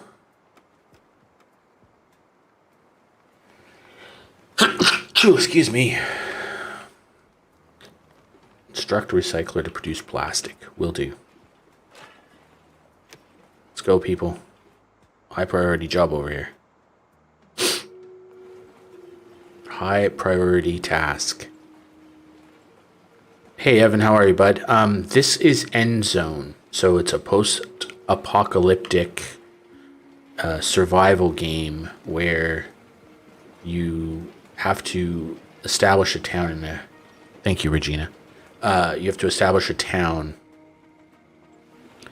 and build facilities out so that they can survive in a post-nuclear world.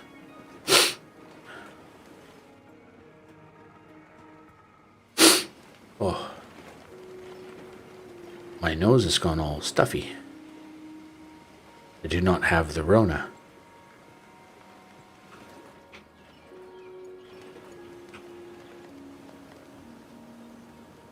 Okay, so let's build that.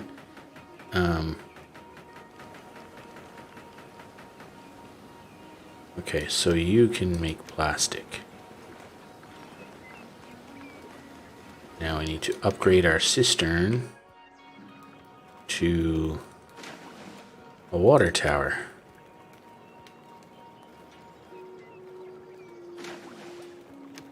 Let's upgrade them both. What's the process look like? Okay, so they need lots of wood, scrap plastic. Okay. Holy crow.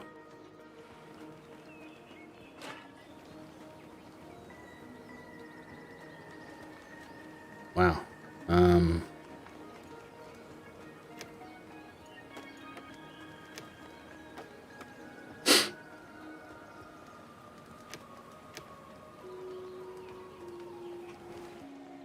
Oh, I think Regina is actually streaming herself still.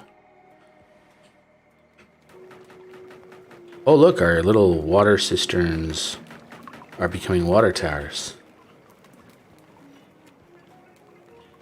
Assign more settlers to become water carriers. Our new water tower is up and ready for action. Good work. Thanks, man. Water is an important next step because clean drinking water is a key mainstay of any stable society. Our new, yep, okay. Let's begin with filtering our water. To save on charcoal, we ought to ensure that at least a little bit of water not contaminated by radiation is being stored in our water tower. Water gained from a well is never contaminated by radiation, so it suggests itself for that purpose. Then we can use the remaining charcoal to produce better protective clothing. Okay, how do I do that? Let's build a well. Where would I find said well? Water. Well.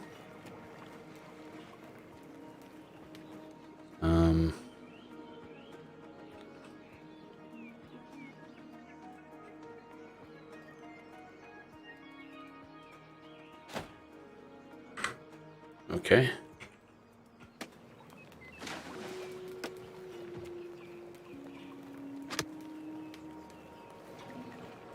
Can I not upgrade that one?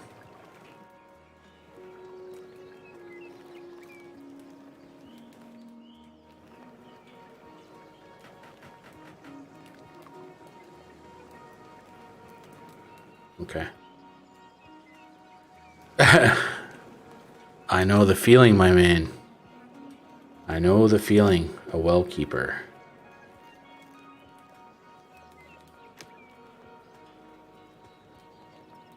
Activate the filter on your water tower.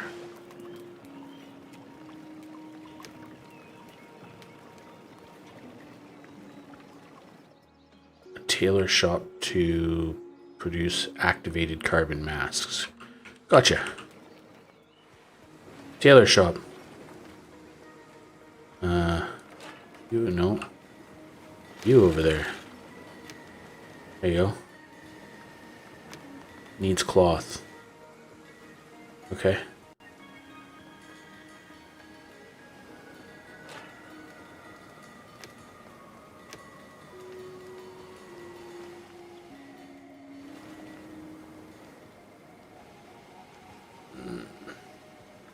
I'm gonna build another recycler.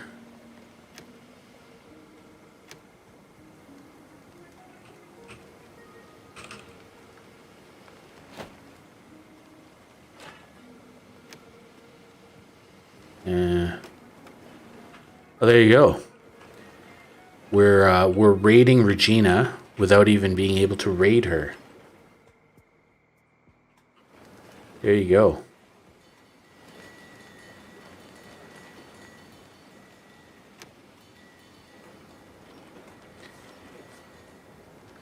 I think Regina's playing New World.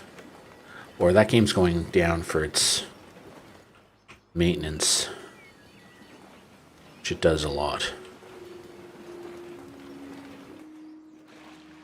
Can I not upgrade that guy now? Oh, it needs more plastic. Gotcha.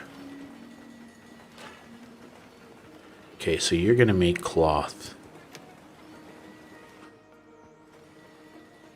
It doesn't have people. What's that called? Recyclers. Good work. We are continuously taking steps towards being better and better equipped to be able to survive in this hostile environment. We're trying, Arthur. Water is a precious asset. And later on, we can even use it to irrigate our fields. But let's not get ahead of ourselves. No. Yeah, no, I saw this game for the first time back in March when it came out, and I really wanted to play it, but I just kind of never got around to it. And then last week when I was playing Kingdoms Reborn, I decided I wanted to play this. Water can become a hazard for our settlers due to radiation. Our food can too. We ought to erect a decontamination post to prevent settlers from eating meals that are contaminated with radiation. Yeah, I agree. Our people shouldn't eat dirt. Don't eat dirt, people. Decontamination post. What would that be? Resource. Where would that be? Community. Oh, there we go.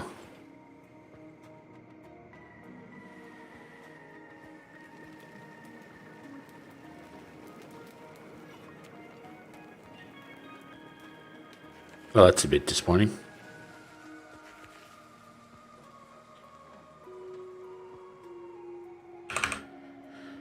All right. Let's put it there.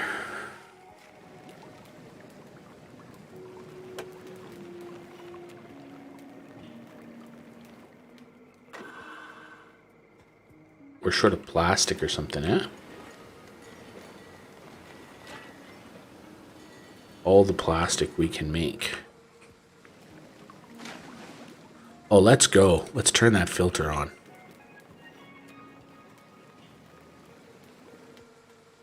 We has all of the water now. Yeah, this game, again, I like... So I'm still in the tutorial mode, but I like the concept.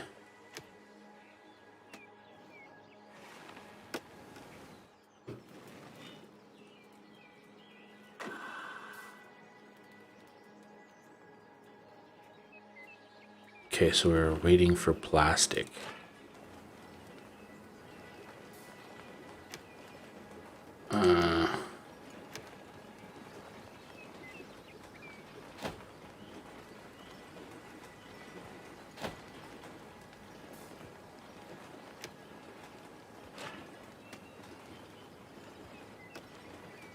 So one will be plastic and one will be metal.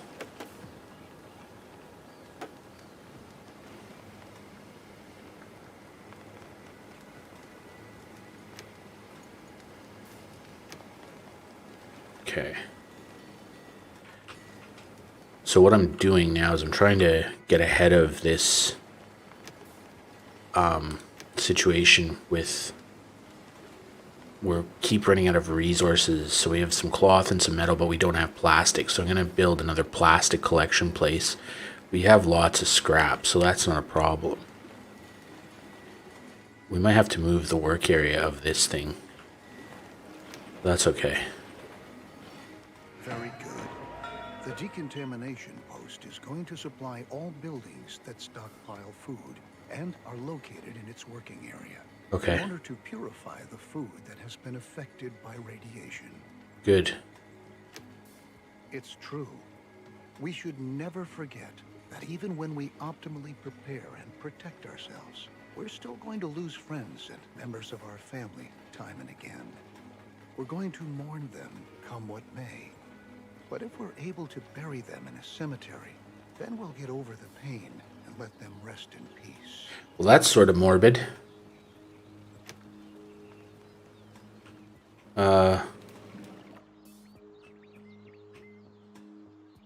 Maybe we'll build the cemetery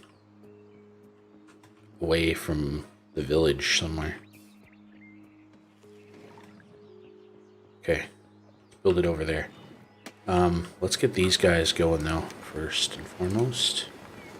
So one will build metal and one will build plastic. So we've got 2 metal, 2 that, 2 this. And then let's get this guy. His work, let's change his work area.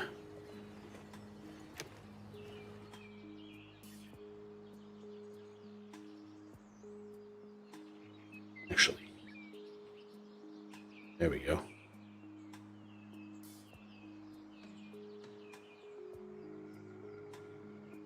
Look at that.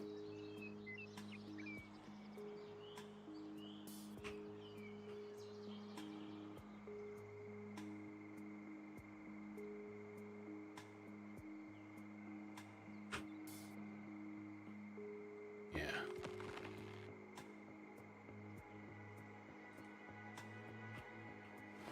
Okay. So we need to assign people to refiners. Get them building some more forestry. Another herbalist, another farmer, another gatherer. Go carry some more water. Do another one of those. Now let's build our cemetery.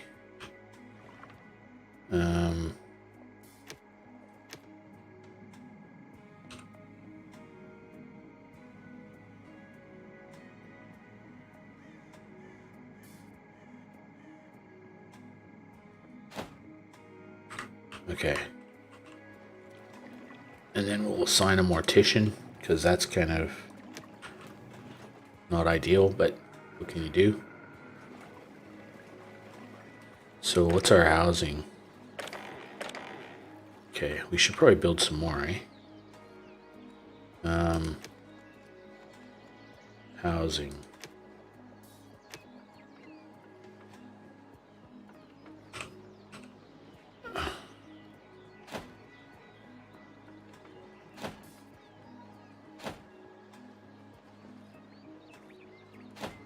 And then we'll rotate that out.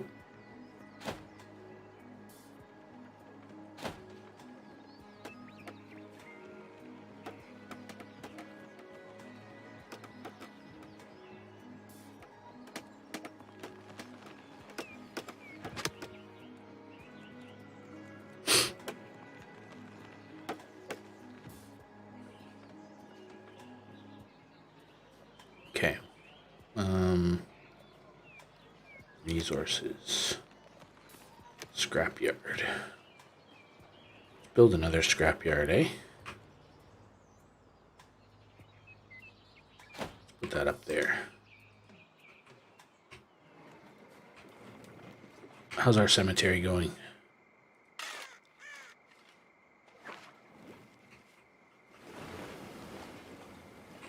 All right. This is sort of going pretty well.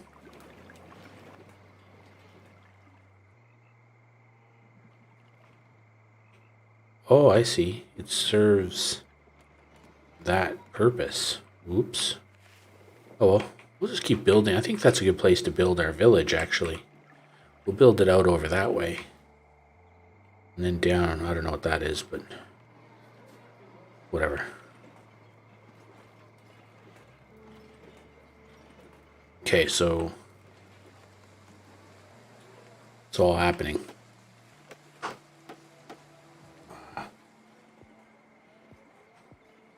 I have to be careful of my posture. I find myself leaning a lot of the time. Okay, how's the...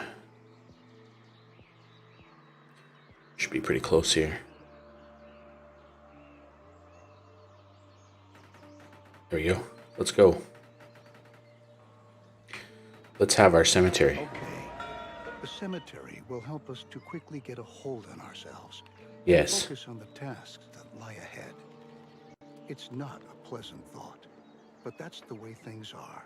I agree. At the very least, we're pioneers, aren't we? We are pioneers. To distract ourselves, to lighten up the mood. So, hold on. So, this arrow tells us that our population is growing. And if your population is stagnant, it'll hit that. And if it's declining, you'll know it up there. And this is your overall confidence and happiness level. I'm not sure why our health is not full, but it is what it is. We can erect a number of buildings to increase confidence in our settlement. Oh, okay. Well, including, for example, a campfire or a pump.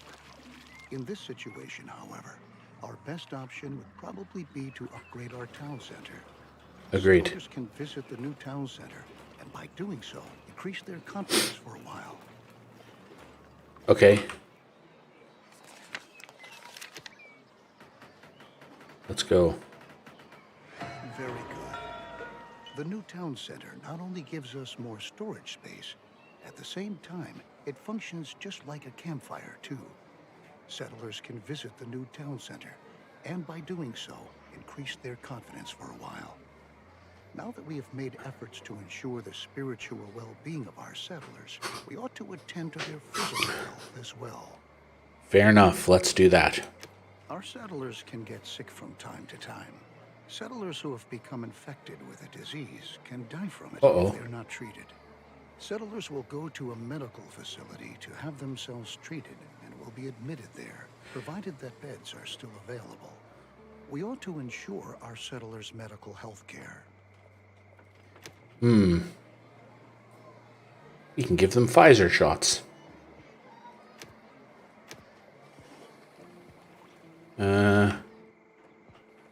It would be wrong of us. Whoops. It would be wrong of us to put the medical facility next to the cemetery. That wouldn't be probably ideal. Let's put it next to the school.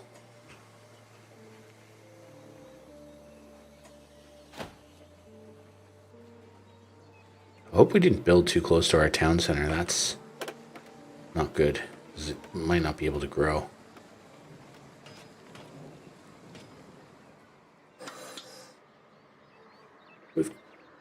What are we short on again?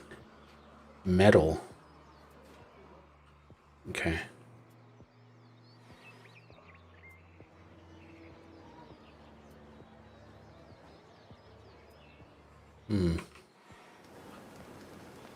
What are our people? Okay.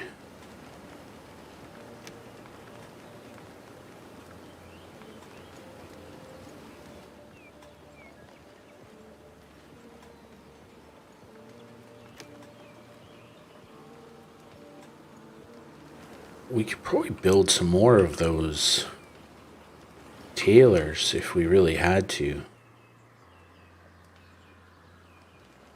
Because we're sort of not producing enough of that stuff.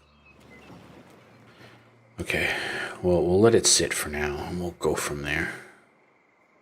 But we do have enough plastic and everything else, so that's a plus.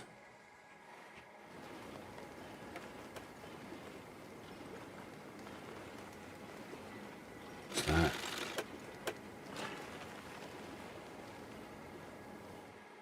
Okay.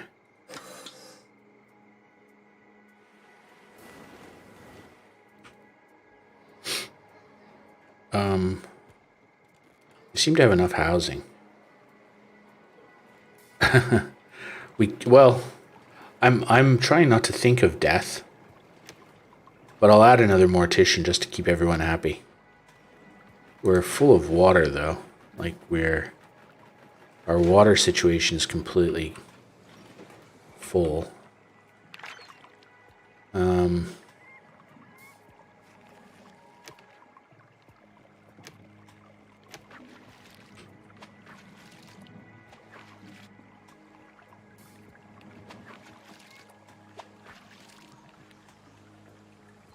With this step, we have ensured the survival of the settlement for a while. Very good work. Since more and more children are being born these days, we should start to plan for the long term. Okay. We've already built them a cemetery. What else do we need? While cabins are a good way to get settlers to start a family, they only provide limited space. Okay. This can quickly lead to people having to live on the street. I don't believe in that. Allow me to suggest to you that cabins be provided only in a very targeted manner in order to control the population growth of your settlement. Okay. Nothing is worse than not having enough resources to provide for everyone. We ought to build a shelter to be able to provide other inhabitants with a roof over their heads too. Yeah, Arthur keeps me calm. I want to go build a bunch of stuff and Arthur just says no. So we'll build a shelter. Oh.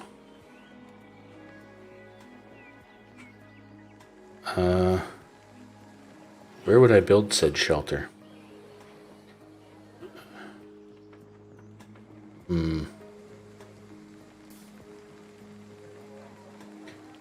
Okay. Right.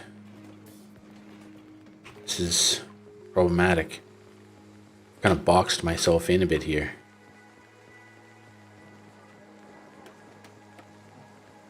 Okay. We'll build the shelter out here. No, that's near the forest. Oh.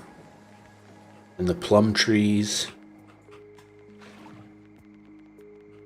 Well, this is a bit of a sticky wicket.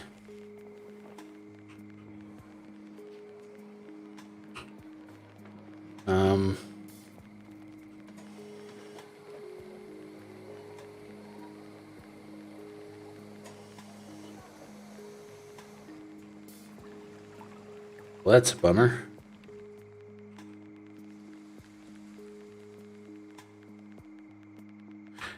Don't make him live next to the graveyard, Sean. That's kind of not ideal. Oh well.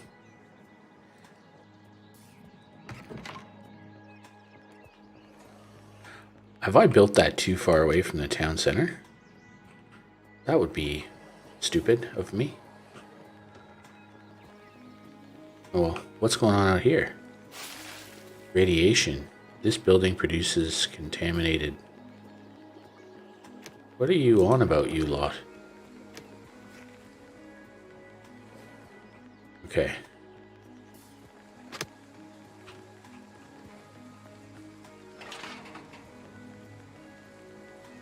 Tools. What is... Why are we not building enough tools? What's going on, people?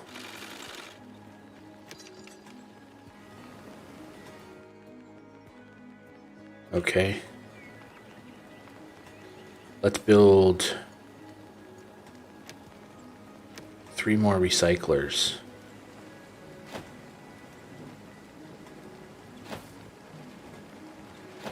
And let's build another workshop.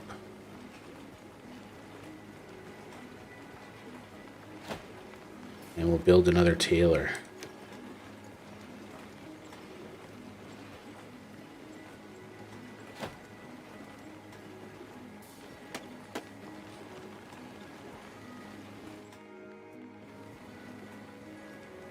And let's just create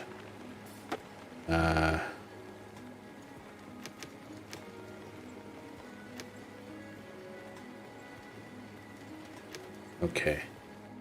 Yeah, the ground is contaminated, but as part of the building process, they clean it up. So they clean the ground up as they go.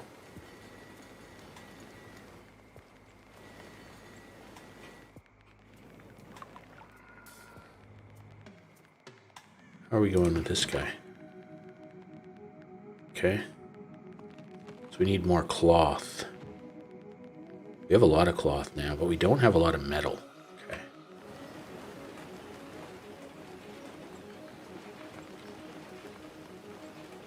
So I might make 2 of these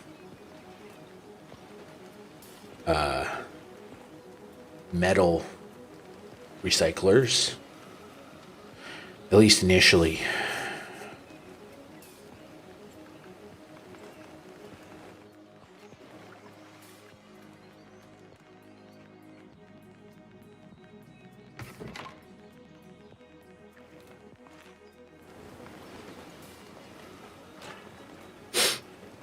Yeah, that's a good idea. No, you're gonna... Okay.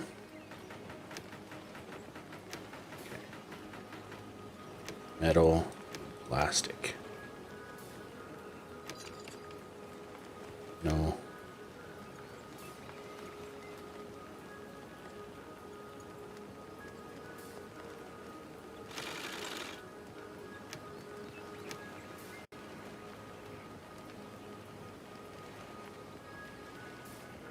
Okay.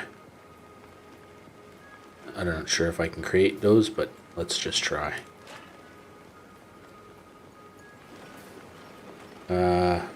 Yep, we got everybody working away. How's our shelter going? We need wood. There we go. Start building.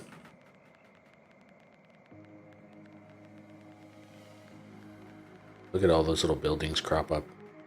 You'll love to see it.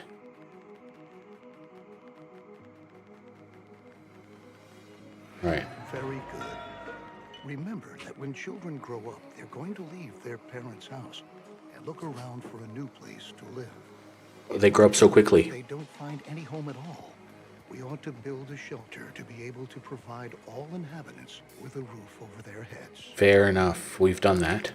I've already pointed out to you that it could become very dangerous if we were to run out of food at some point.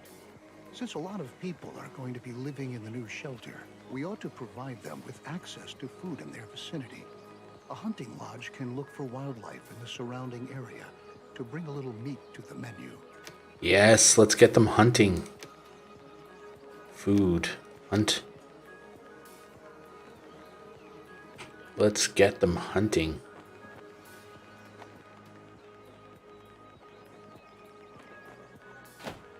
Let's go.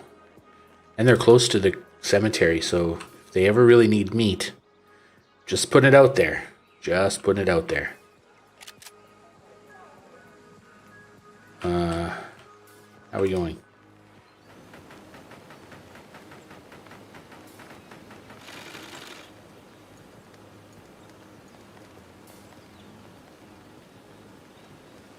Required resources. I don't know if I have the required resources for that. Oh, we'll see what happens. Maybe I do. Are you not? You're making metal tools. What's your inventory like?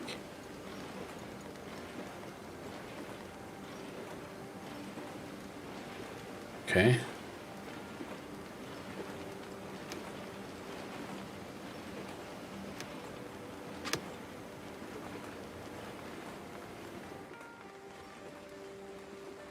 Need to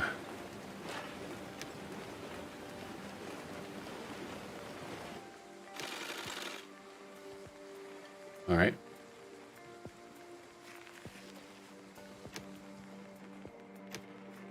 The hunting lodge. We need a hunter. Okay. Wow. Holy crow. We have a lot of settlers now.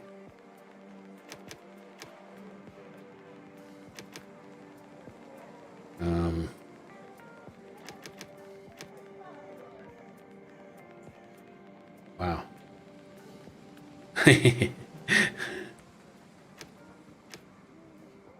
I'm a horrible person deep down. Okay. So we've got a lot of settlers doing stuff.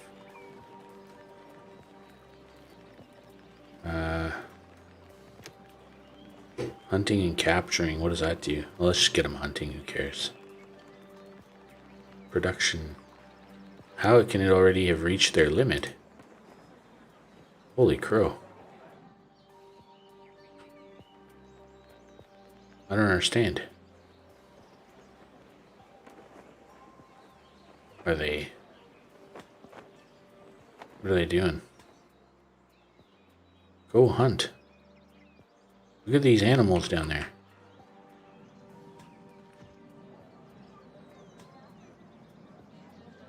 Alright, well, I'll just leave it up to you.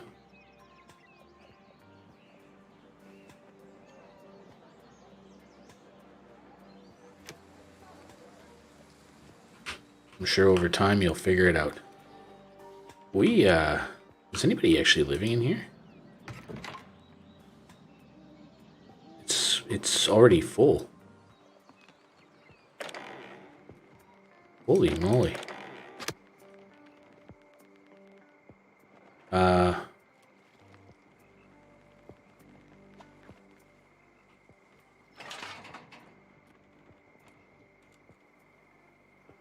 Okay.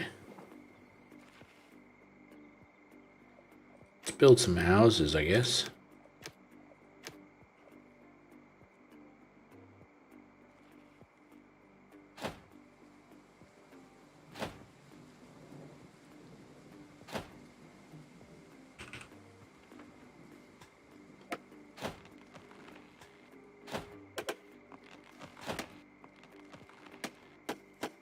Like, I dislike the idea of our people living in shelters. Just strikes me as unnecessary. Production limit of resources reached. I don't know what that means.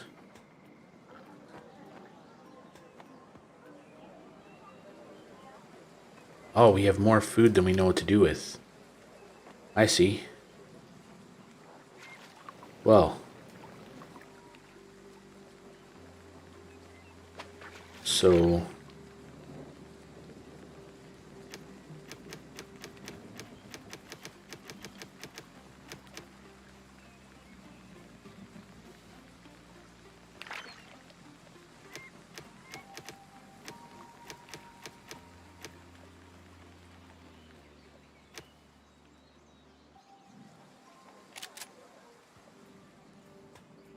I don't understand.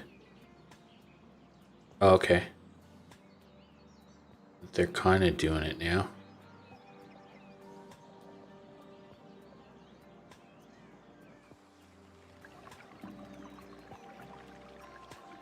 We have lots of people doing stuff.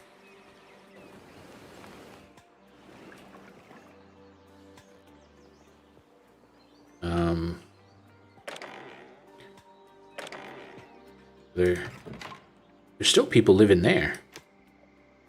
Whoa. What are you doing?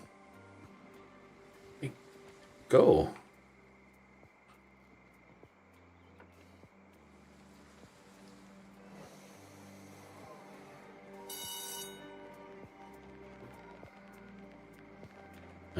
Productivity. Better settlers. Okay, whatever. How are we going here?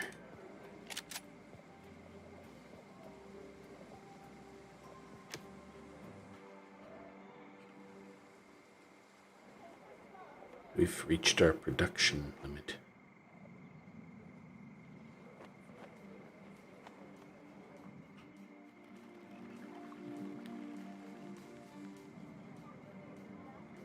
Come on, guys. You're slowing me down here. I need to move past this hunting lodge, Bizzo.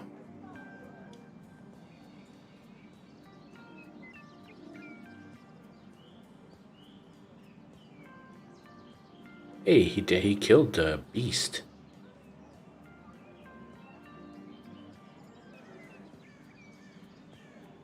What is he doing with the beast? He killed it. Perfect. The hunting lodge equally provides us directly with food, but it functions somewhat irregularly because it relies on wildlife in the surrounding area. Nevertheless, it can be indispensable during a drought, because even the deer and wild boar still roam around the forest. Bear. However, wild animals can not only be shot, they can be captured too. Okay. When a wild animal has been captured, it can be brought to a pasture and served there as livestock. In order to capture wild animals, you have to instruct your hunter to do this. You also ought to set up a pasture and assign a herder. Okay, let's do that then. Pasture. Whoa. Bruh.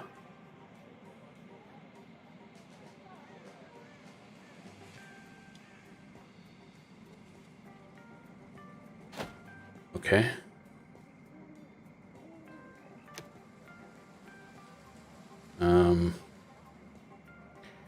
Capture. Let's assign a herder. Herder! Like Hodor. We can lift... Oh. We can lift our food supply.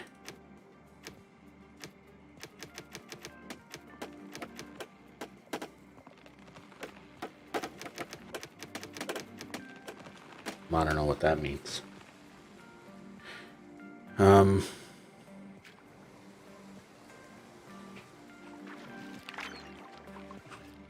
Okay.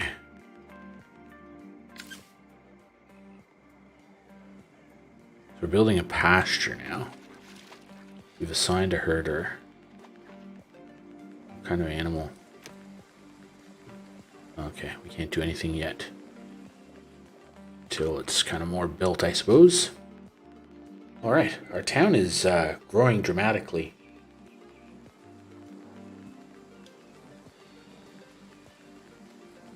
We have 100 people.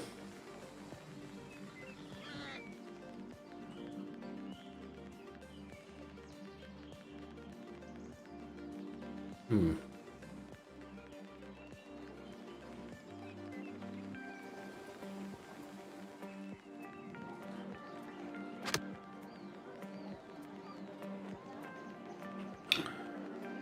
Hundred folks who live in our town. Well, actually 135, because we have got kitties. We have very old people now. Boy, boy. Okay, let's get them. Animals captured by a hunter are brought to a pasture where they are tended to and cared for by herders. Some animals produce resources such as milk or eggs. Other animals can only be slaughtered to eat. You ought to find out for yourself which type of animal brings you which benefit. On each pasture, you can choose which type of animal ought to be kept there.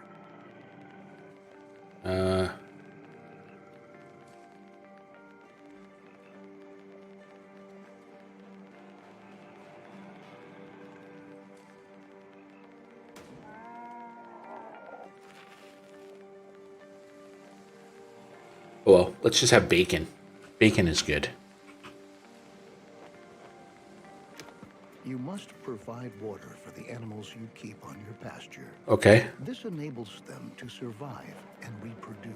Yes. When enough animals are fully grown, the herder will start to slaughter them. If you don't want animals to be slaughtered, you can also instruct the Now you herder can not to do so. you can slaughter. Now your herders know how they ought to handle the animals. And now that you've already captured several animals, don't forget to instruct your hunters to hunt animals again in the future so that they can continue to gather and provide food. Gotcha. With our increased production, our stockpile is going to run out soon. Really? The supply routes for our production buildings are getting longer and longer too. To tackle these problems, you ought to build a temporary storeroom and have roads laid out. Okay. Temporary storeroom.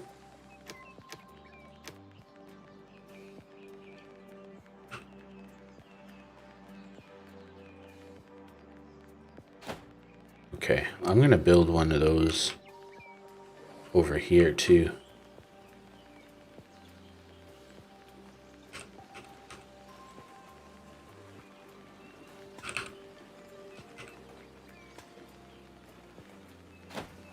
Okay, so I built two of those.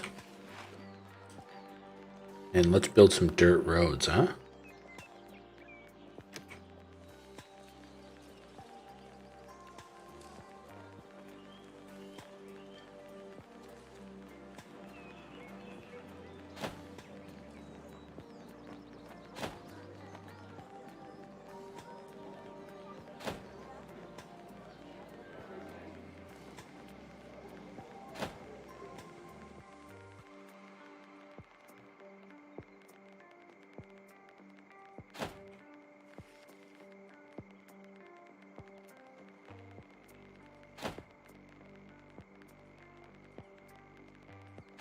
Okay. Now let's build dirt road here. A dirt road here.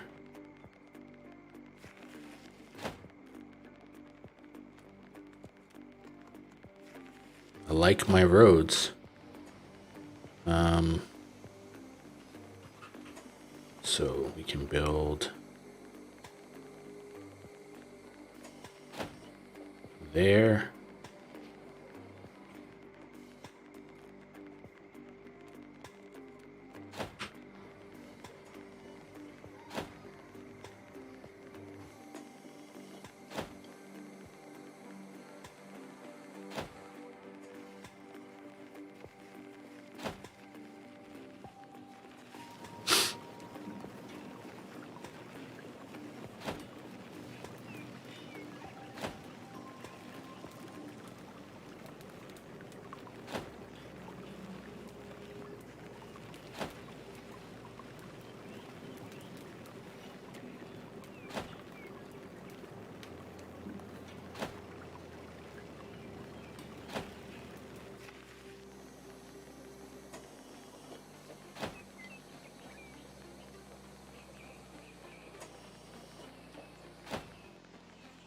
All right. Let's build a dirt road here. Let's swing around.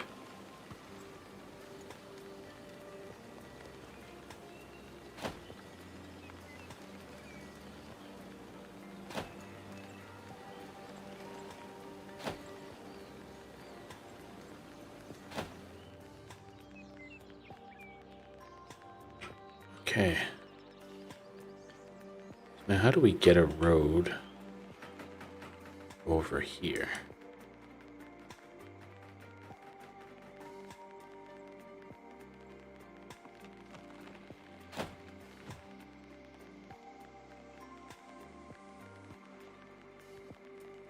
Good. Temporary storerooms increase your settlement's general storage capacity. Place them in a targeted manner in order to shorten the routes for goods between your production buildings. Roads are equally a great benefit because settlers moving on roads can go distinctly faster than on a normal supporting surface.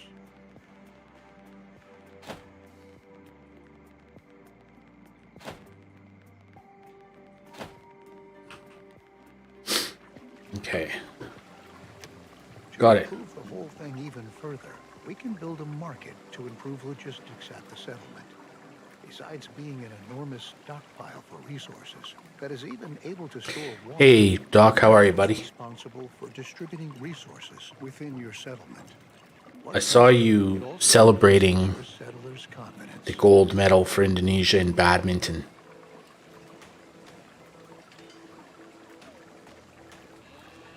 Okay, so let's build a market.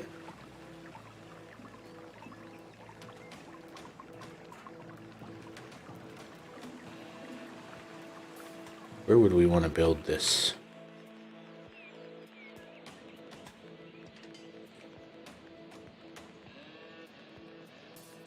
That looks like a good place. Would have been good to...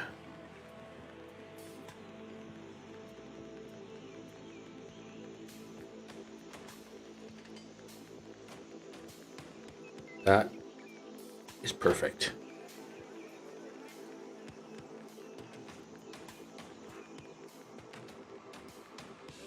Perfection. And assign 2 people to be logisticians. We have lots of people. Let's assign 10. Let's have some medics, couple morticians, more foresters, more herbalists. Let's max out every job.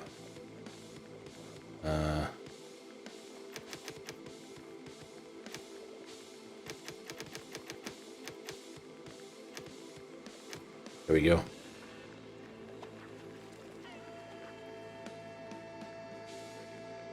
So we've built a market. What do you got going on over here? Building has 2 of each type. Distribute the animals. Yep. It's just hunting capture. Can you change the animal? Oh, nice. Okay.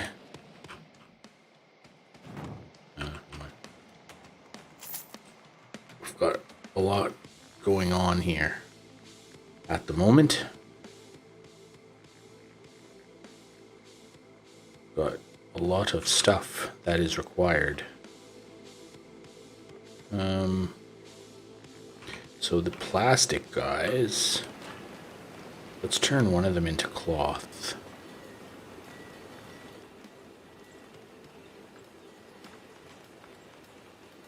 And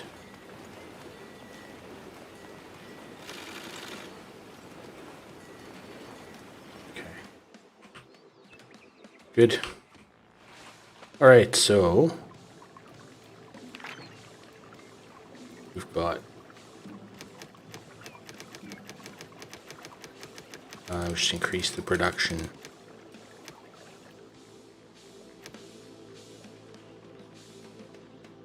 Let's just get more food.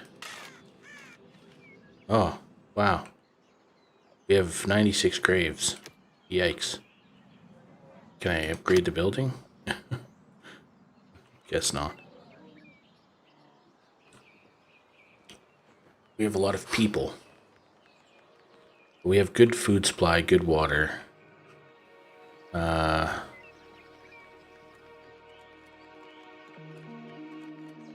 lots of medicinal herbs.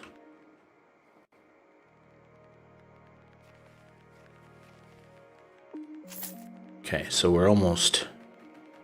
Let's go. Our marketplace is being built. All right. Logisticians are able to amass Logisticians. the whole settlement and bring them to the market.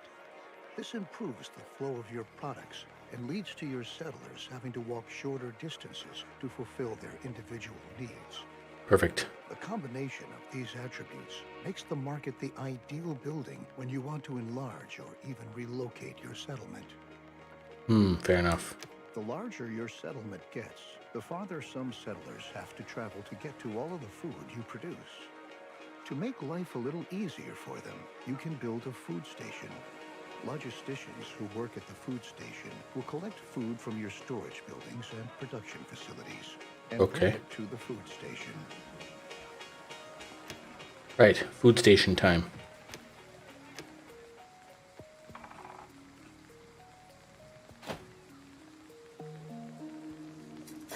Let's go.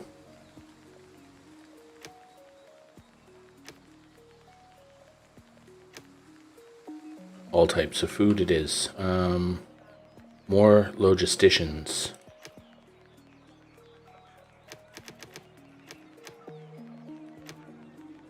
There you go. Can we make more construction people? There we go. This should make it easier for us to build stuff. One would have thought. Look at all the dirt roads, man. Wow. Our town is just flying. What's going on here? Needs cloth.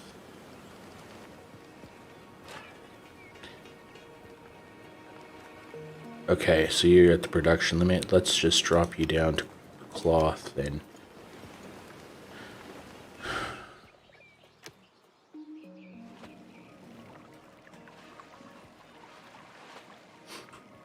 Alright. What do you got going on, Bucko? Okay, so you need wood and scrap.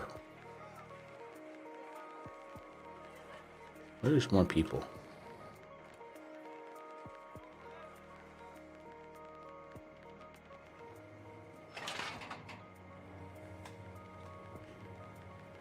What are we at the production limit?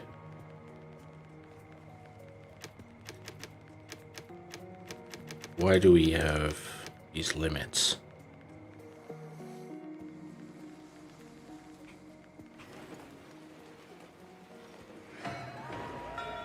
Okay. If your settlement's supposed to grow even further, you can think about... Okay, yep. Distributing food at your settlement is going to prove to be extremely practical. However, your settlers not only need food to survive, they need water too. Okay, let's build a water point.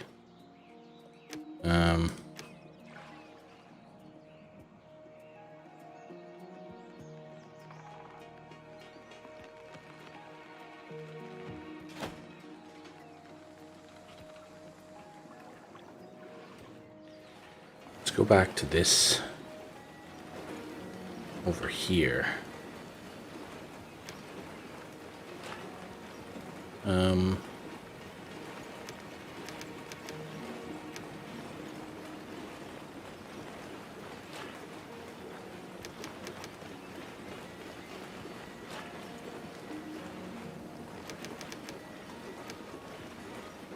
Okay. Not sure we have these limits, but anyway.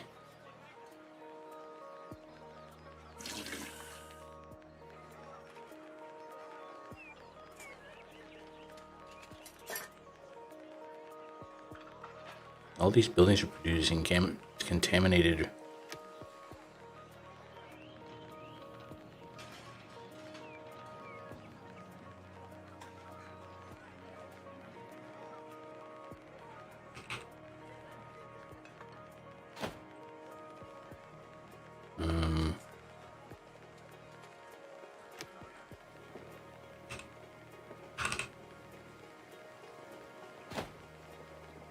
Okay, so do I have to add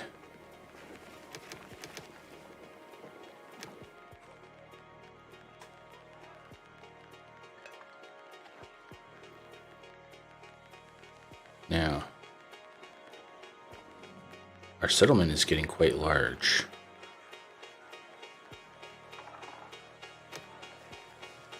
housing.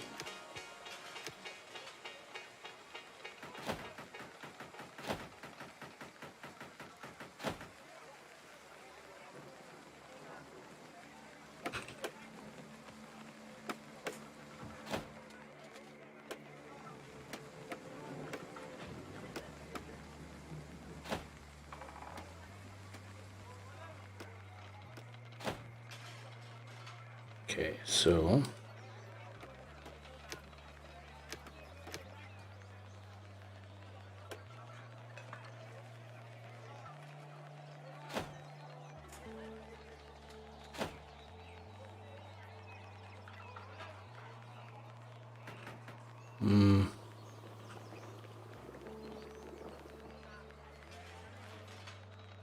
okay, so we have some more housing.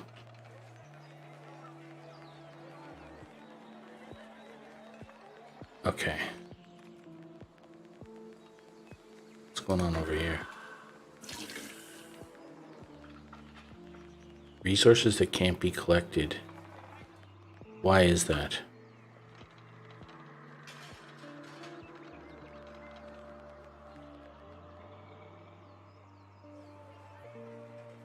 I don't understand what that means. Logisticians. Now that your settlers also have a water point available, they can supply themselves with water and food. Similar to how it's done at the food stations, this enables you to precisely control at which places your settlers are able to attend to their needs. Gotcha. Since we have our logistics under control, now we can concern ourselves with the weather Oh. and its challenges. We can build a weather station to enable us to make a forecast regarding upcoming weather and learn if potentially contaminated rain might be coming our way. Excellent. It can also be used to prepare our crops and rainwater collectors we might have against contaminated rain by covering them. Done. Let's build us a weather station.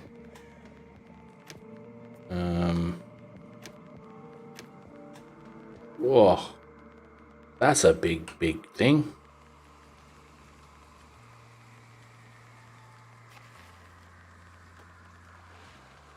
Holy crow. That's not a small little...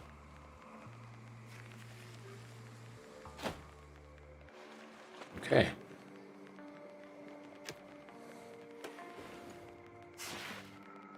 Wow, that's a big thing to build.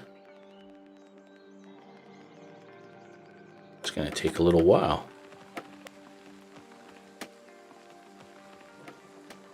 Go, workers. Work harder and faster.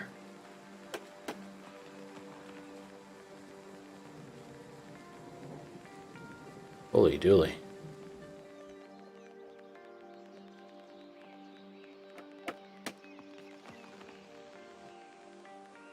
That's a lot of stuff to do. All right.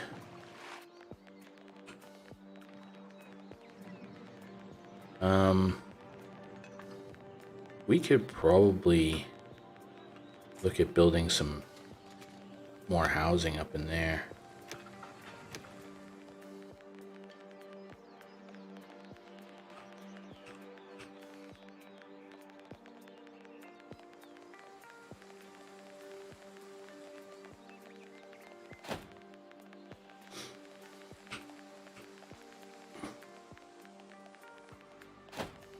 Okay, so let's then throw a bit of a little road action in here.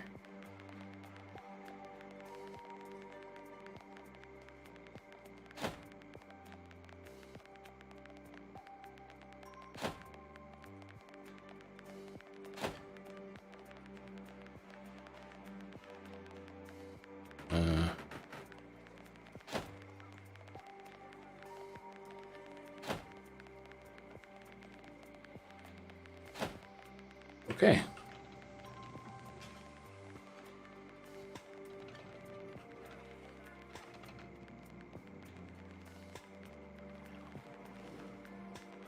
How are we going down in this guy?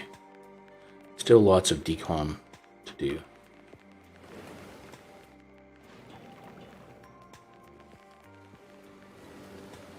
Um,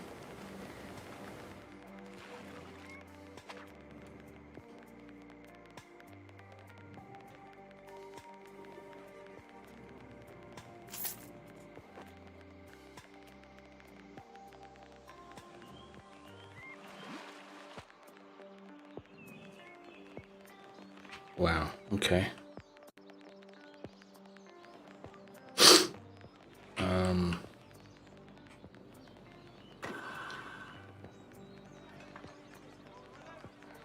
Well, we've got a decontamination place, so I'm not sure why.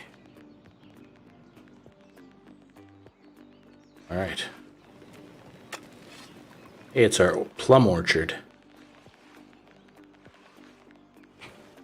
How's this going? Okay, so we need more scrap, plastic, cloth, and then we can start building.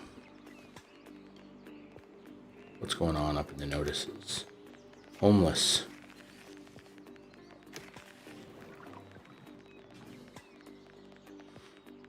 Okay.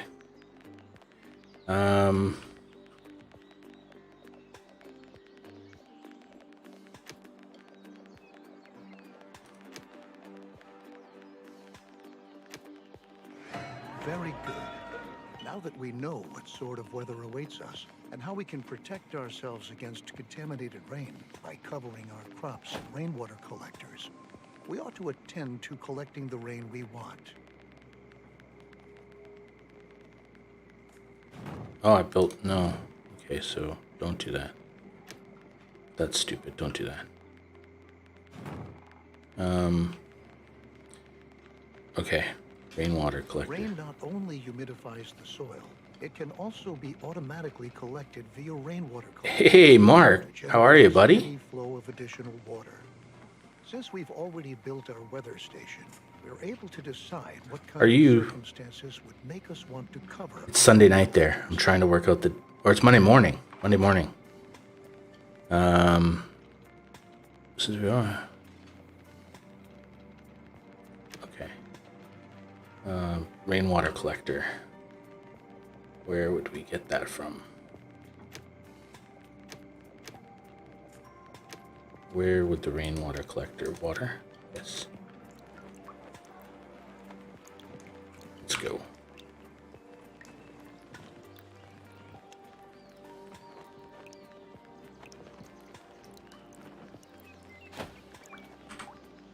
All right.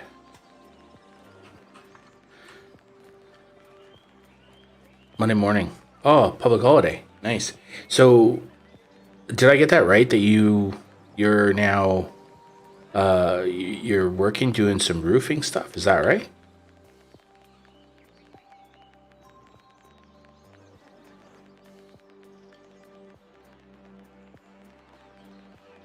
Okay, so where are we going with this?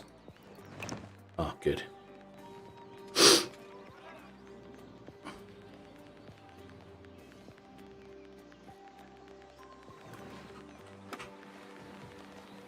What's the public holiday? Oh, that's awesome.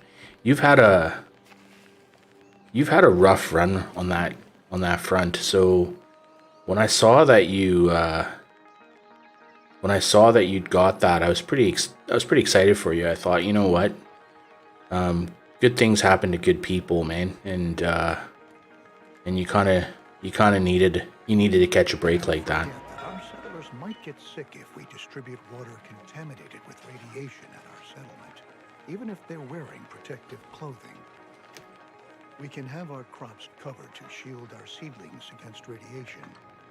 But once they've been covered, naturally they won't be irrigated with rain anymore. To rectify this problem, we can build an irrigation plant that is able to artificially regulate soil humidification. Place this building with care, because it is only going to irrigate the soil within its impact radius. Gotcha. Okay, so we have our... Where do we have our crops growing? There and there.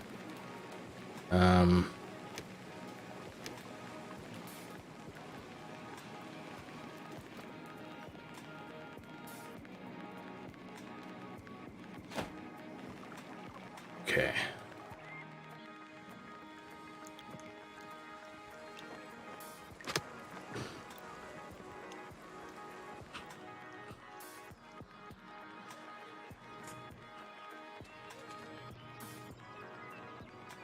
Where is the decontamination?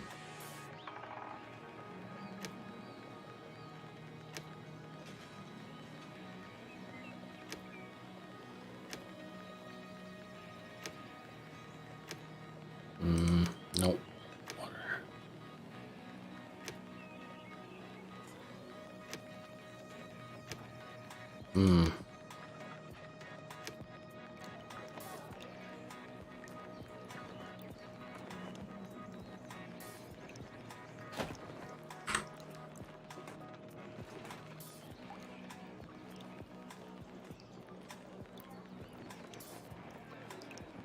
Well, you know, I think that's the problem for you guys, right? Is that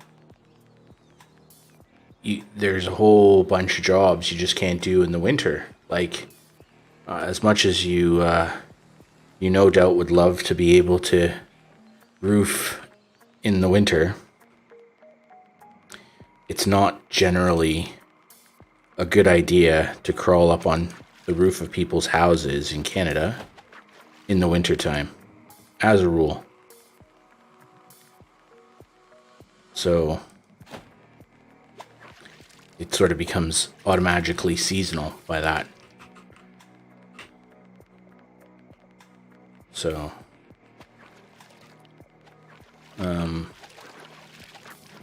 yeah. Well, I'm glad for you, though. I think that's a good setup, right? If you can get yourself a bit of a runway, and then when you have that natural downtime due to the seasonality of what you're doing, you know you'll know you'll be hooked, right? You'll have it set. No, that's right. I think that's the advantage that somebody like myself has, right? Is that because I have a full-time gig, and I get, you know, it's pretty good. I can do this just for fun, right? Just a hobby. But watch out. When water contaminated with radiation is fed into the system, this can lead to precisely the opposite. And the irrigation plant itself may possibly cause radioactive pollution of its surrounding area. Okay. Alongside contaminated rain, there are other environmental hazards, such as sandstorms or droughts. The soil dries out during a drought, and sandstorms sweep across the landscape from time to time. These sandstorms can damage your buildings and ultimately make them unfit for use. You can decide which type of task your builders ought to give priority to at our town center. You can instruct them to merely repair buildings, to erect new buildings, or to do both at the same time. This enables you to react quickly in crisis situations. Okay. Now that we've taken care of all the necessary needs of our settlement, such as food, water, protective clothing, and tools, our next efforts ought to focus on increasing the settlement's overall productivity. A research station allows us to develop different technologies. One step in moving our... Okay, so let's build a research station. So this game is Endzone. It's a post-apocalyptic survival game where, wow, that's a big building, where the planet has been basically nuked and radiated, and your people lived in a place called the Endzones for protection. And so now they've come out of the protection zones and are repopulating the planet. And so you have to go and rebuild from the scraps. So you've got scrap, and so you can see everything is kind of ramshackled and pulled together. And you're trying to rebuild civilization after a nuclear holocaust.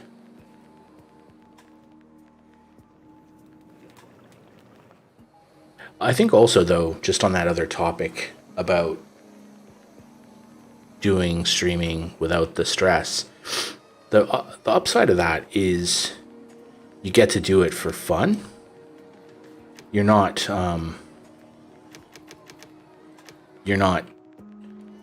desperate. And I think anytime in life where we do things without being desperate, we tend to get better results. So I think you'll end up not only having the benefit of the job and okay, there's the sandstorm they were talking about.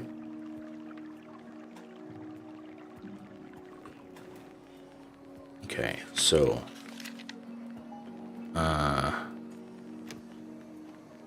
let's repair buildings. That's their number one priority. So yeah, so I think whenever you have no sort of quote unquote desperate requirements, like how am I going to pay my bills? It gives you the opportunity to do things better and smarter and be more patient and all that stuff.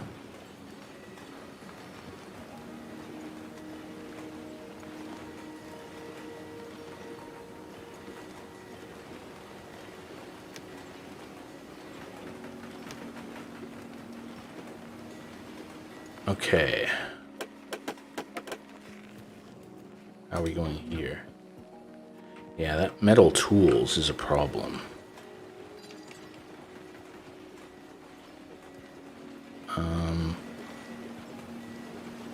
Okay, so let's maybe add another one of those.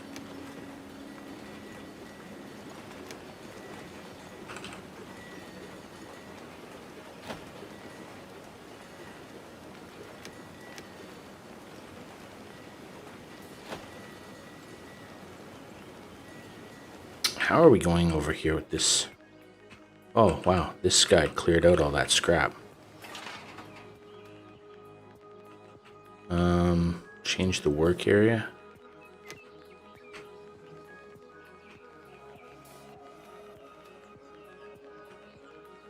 Let's go pick that clean.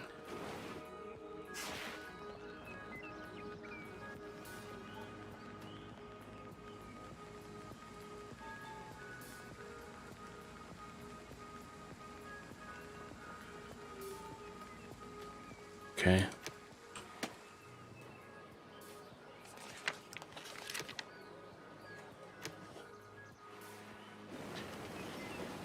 All right, so probably need to get back onto the housing situation again.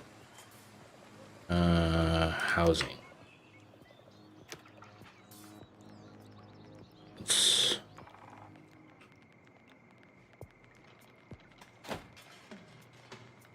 You get to live across the street from the cemetery, because why not?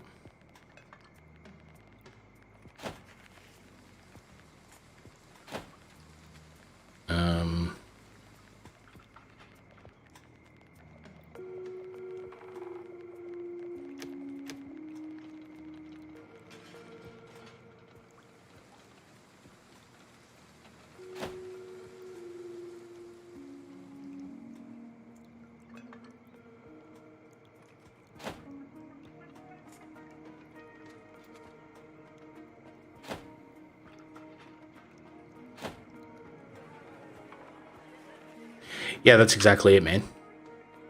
I'll tell you one thing I was sort of talking about to people earlier in the stream.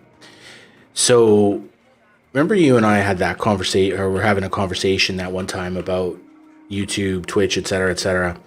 So I've streamed now every day for over a month. So 4 weeks consecutively, haven't missed a day, blah, blah, blah. So that's cool. Good for me. Congratulations. But this week, what's happened is more people now watch my VODs than watch live. So I'm getting more views now from YouTube search, suggested videos and browse features than I am getting from people turning up and watching the live stream. So if I get, 20, 30 views or whatever, or 15 or 20 views of a video of a stream, I'm getting that almost double that again the next day or over time on those VODs.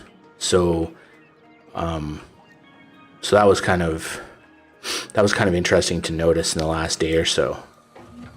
That for the first time, I'm starting to get that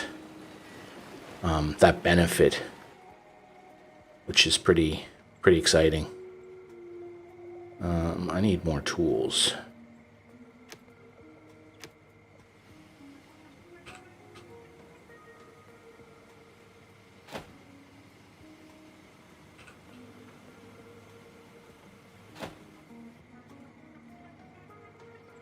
I think it'll require more work to be done on other types of video content for sure.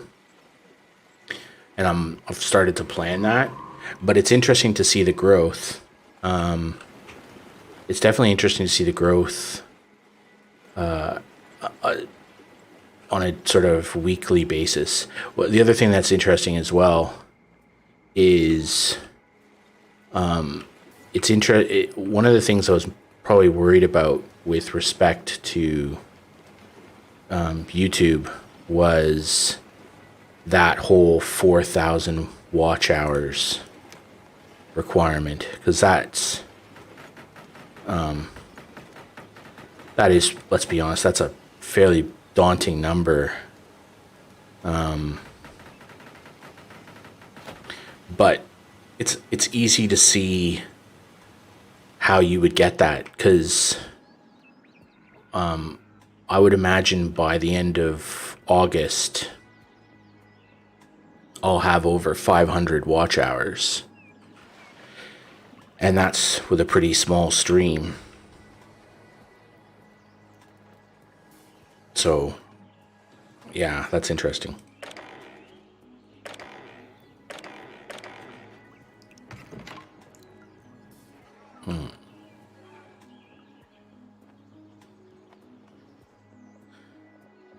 Okay, let's build another one of those. What are they called? Scrapyard? Yeah, let's build that up here. Okay, so then we'll build a road to it. No, we'll build a road to it.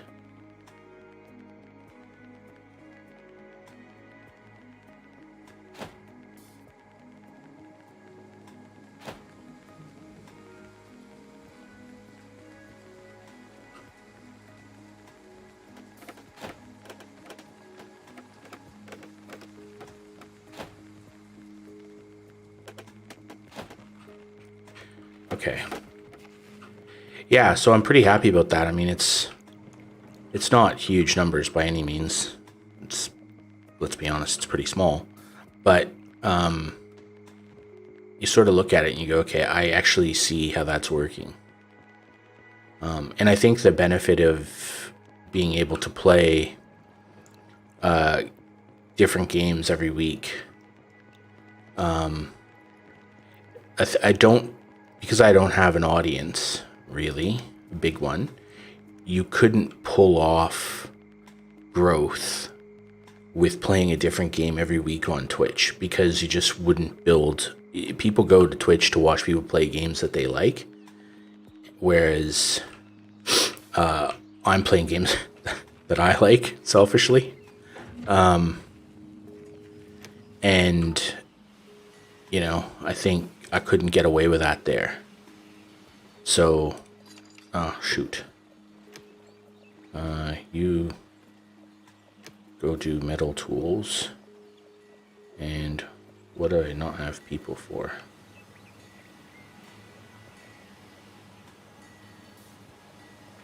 I'm missing people on something. The workshop.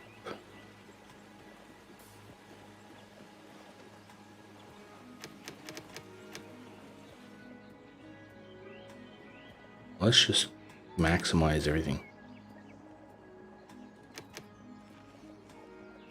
I don't need more morticians.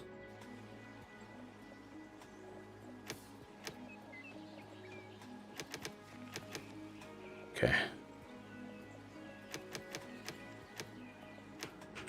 All right. Food is interesting.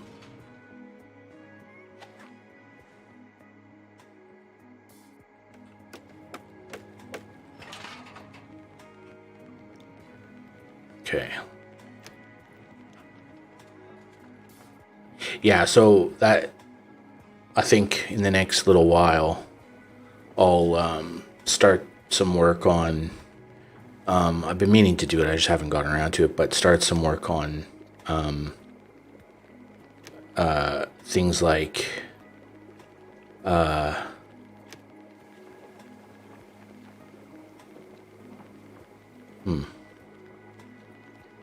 oh, actually, let's rotate that.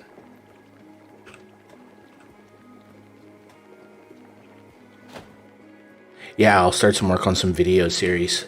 So some of the games that I've been playing, they're just generating more search traffic and stuff and more views, and some of them are suited to long form gameplay. So, 20, 30 hours of gameplay, and you just break that up into, half-hour videos. So definitely gonna look at that soon, which is good.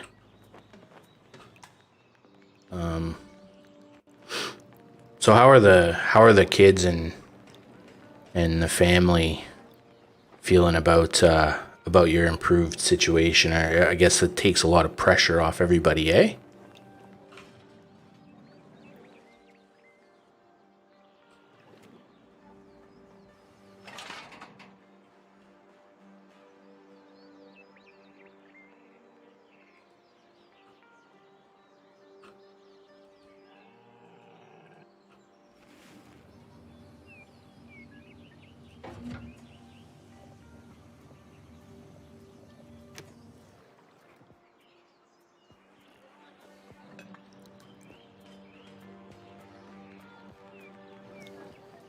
How's that other scrapyard up there doing? Oh, okay, you got nothing.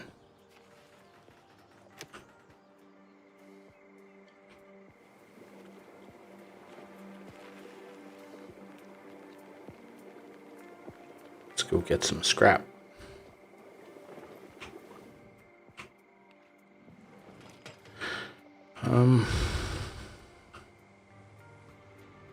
Okay.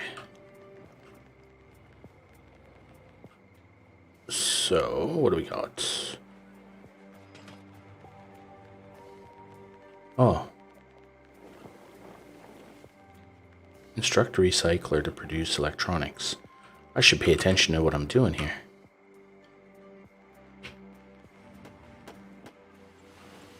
Okay, let's build a recycler.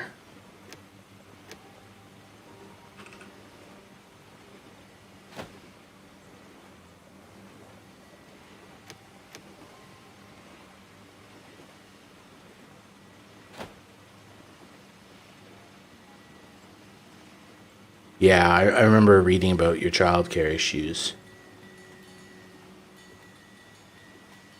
Yeah. I think it's kind of one of those things, right?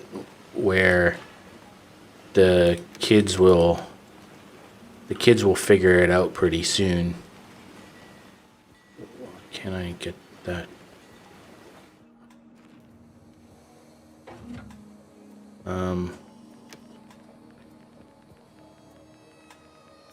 What? What's going on?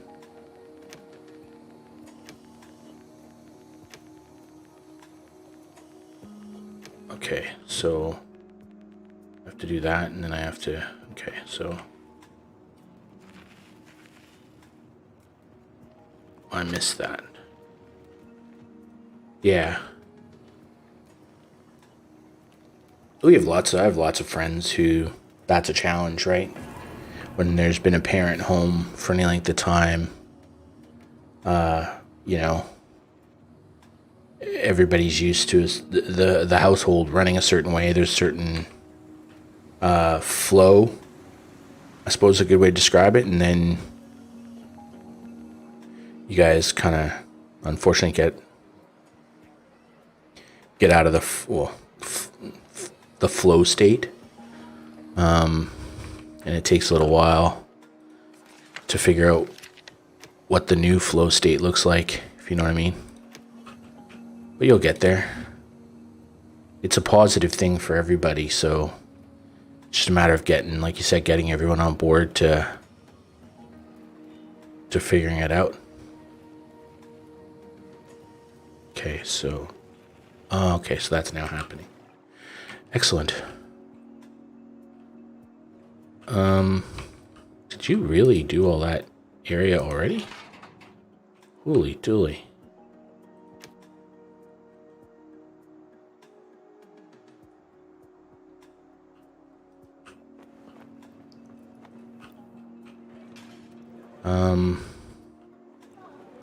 We'll soon have to start that new village over there, I think.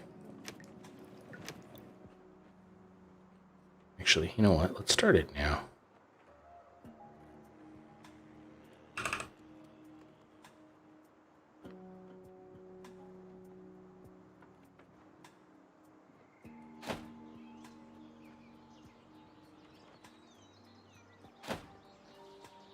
No. No. Come on, man. I don't want to build that there.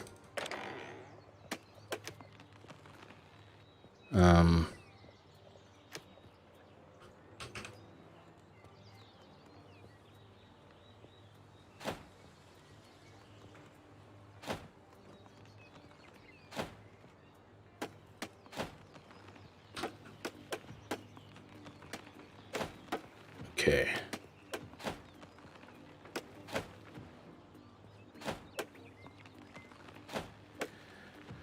Let's build some roads.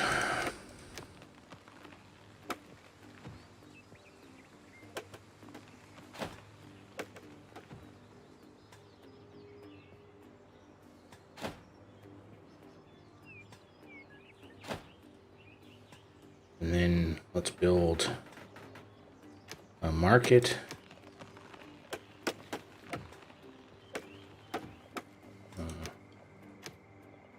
There's a market.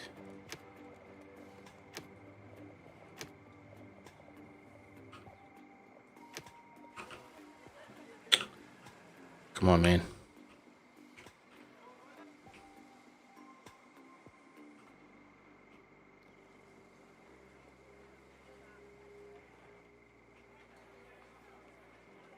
Let's put that over there.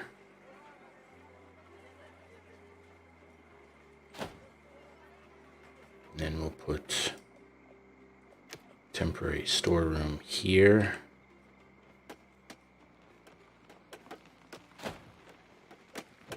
And what else can we put? Water point. Let's put one here.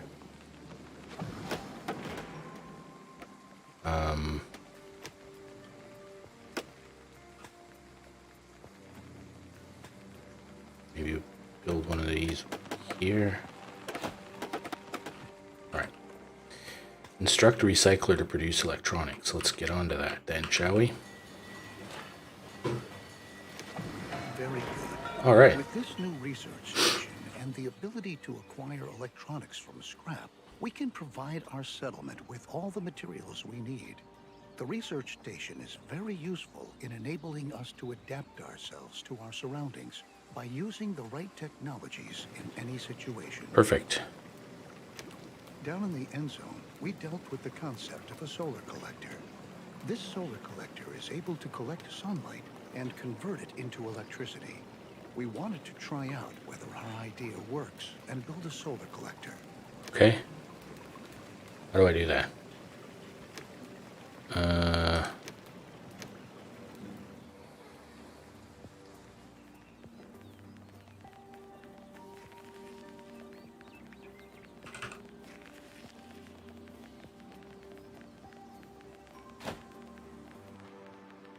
Let's build a solar collector.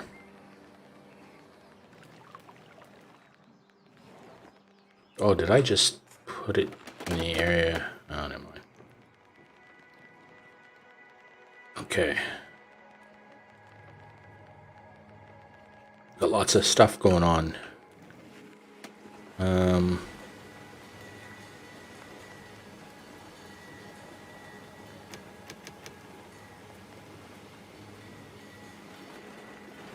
Holy crow. Lots of electronics.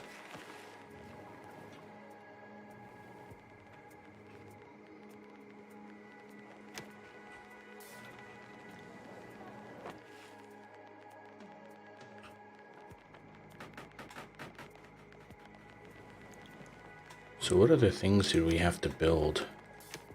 So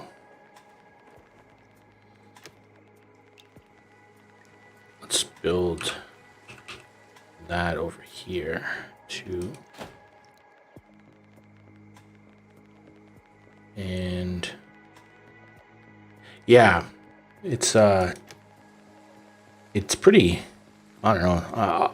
I'm kind of enjoying it. I wanted to play this for a long time. Yeah, that's right. There's no wanton murder. The solar collector produces energy by capturing sunlight and feeding this energy into a grid. The solar collector also gives us all the relevant information we need to keep an eye on our settlement's power consumption. Okay.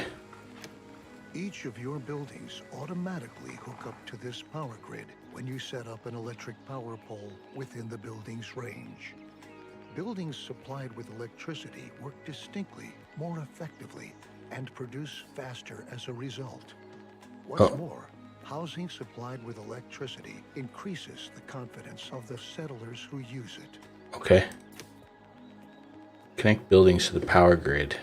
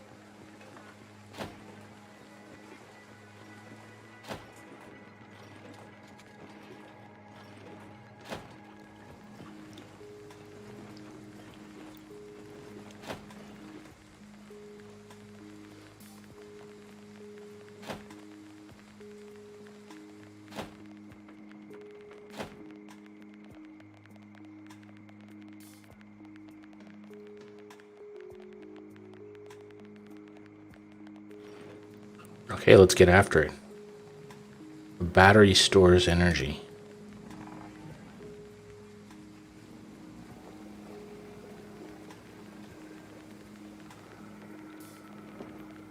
All right. Where do I have to put this thing?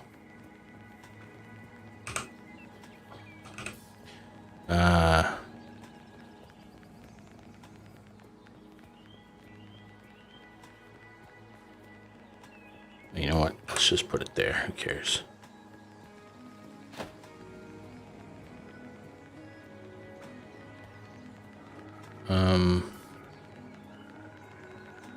So connect the buildings to the power grid. How?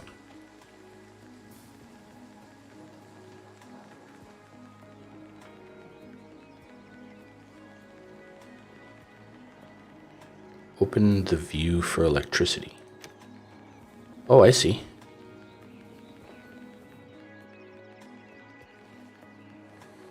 Oh, I see. So let's build a power pole. Here.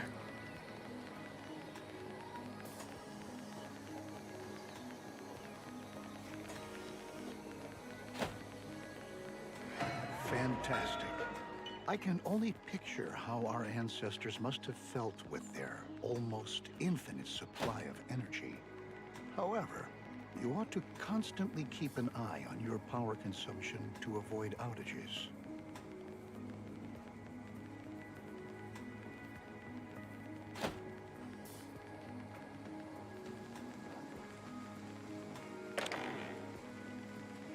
I don't know what that means. The solar collector is only able to produce energy during the daytime. It would be beneficial if we could also make electricity available at night so that our settlement remains. All right, man. Thanks for dropping in. I appreciate the time and the kudos. And I'll catch you soon. Enjoy your day, brother. That looks good. Some buildings are now connected to the power grid. Although a well-structured settlement that's hooked up to the power grid consumes a certain amount of resources, it is enormously effective. Oh, and just as an aside, you can have electric power poles put up on many surfaces, even on roads. Ah. With the settlement producing on a stable scale, we can now focus on exploring our surroundings. Though we heard a bunch of stories in the Endzone, now we can explore the ruins our ancestors left behind firsthand to find treasure and resources. Let's build an expedition station. Okay, expedition station it is. I need to understand why not all of my buildings are...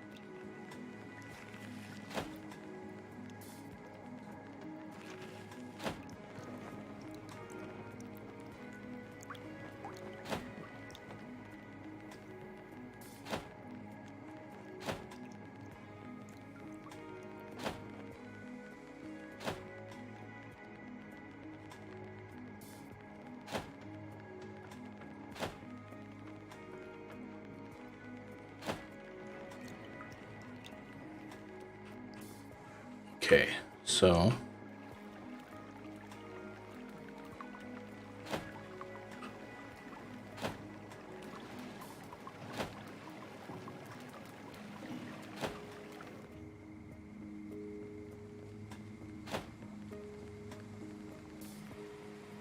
let's stop that for a minute. We seem to have run electricity everywhere. Okay, let's build an expedition station. Oh. That sort of clobbered our resourcing. An expedition station.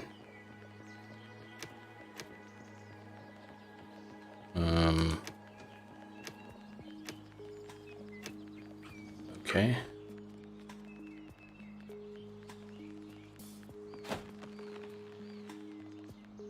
Yep. Do we actually have a road out there?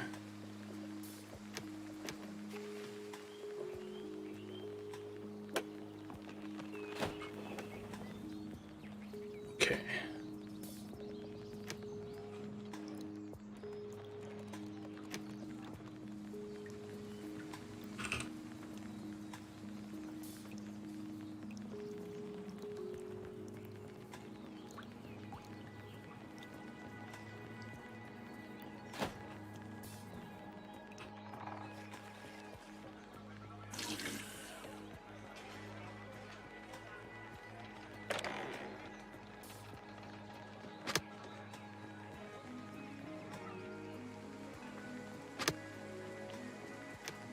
Okay. We're short of metal.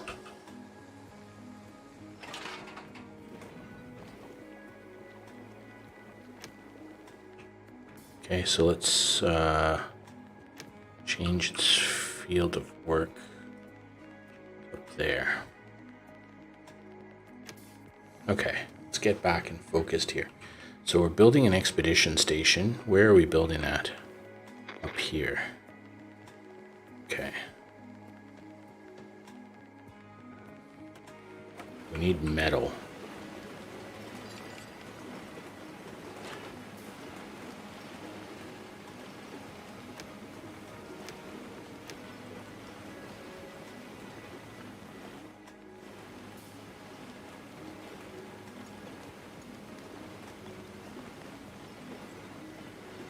So let's get some metal production happening. Actually, you know what? We could probably build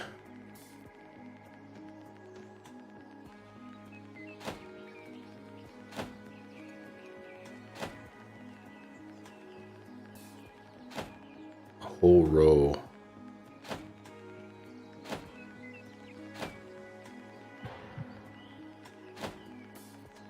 Okay, so let's then build the dirt road.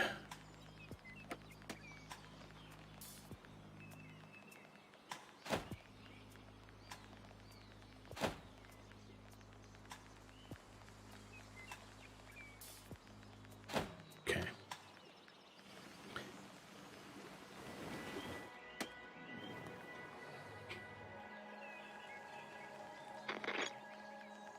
We need metal. And these can all be metal. Let's make all of them produce metal.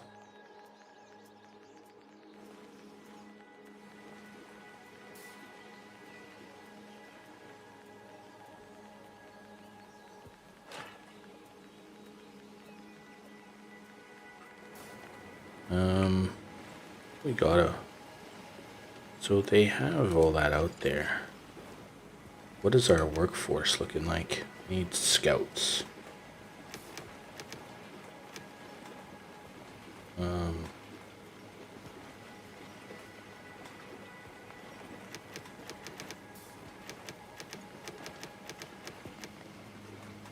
Let's just max out everything. Whoops.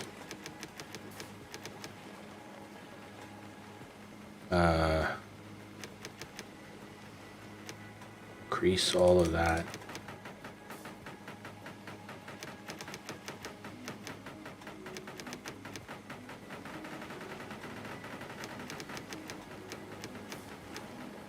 Okay, so there we go.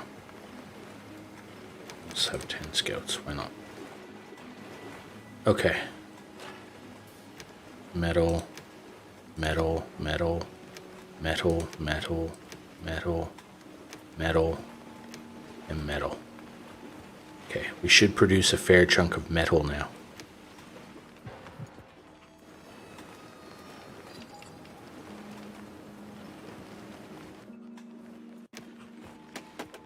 We'll rebalance that later after we...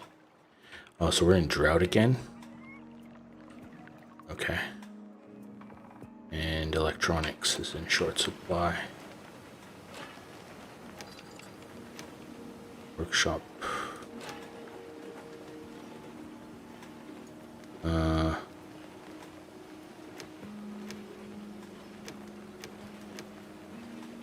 That's probably ample. Oncoming sandstorm. Excellent. Okay.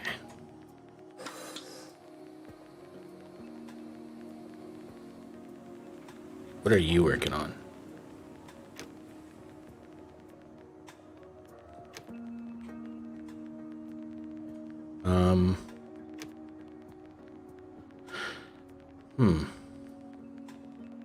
Let's get them working on wind turbines.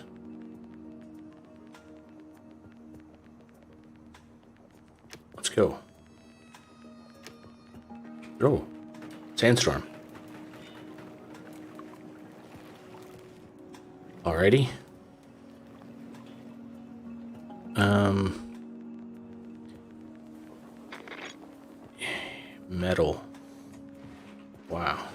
like we should be producing some of this now.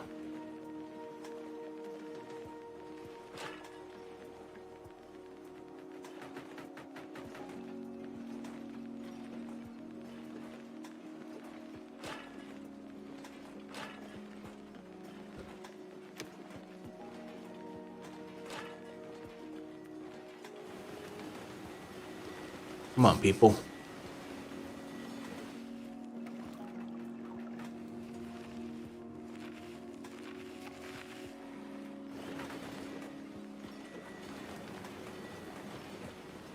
We have to pay attention to our other items. Oh. We could probably use some more wood. Wow. It's not what you would call lush and green by any stretch. Okay. Now.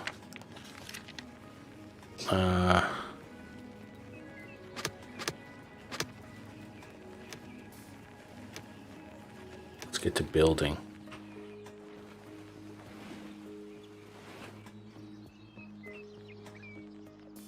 Where is this guy? What's he? Okay, he's still got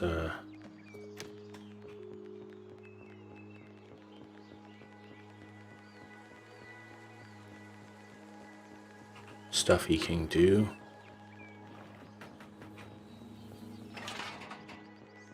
He's still got scrap he can collect. He's still got scrap. Alright. So my scrap yards are doing okay.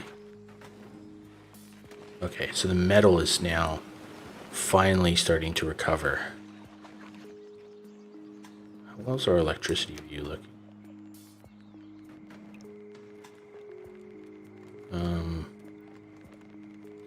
What's those power poles?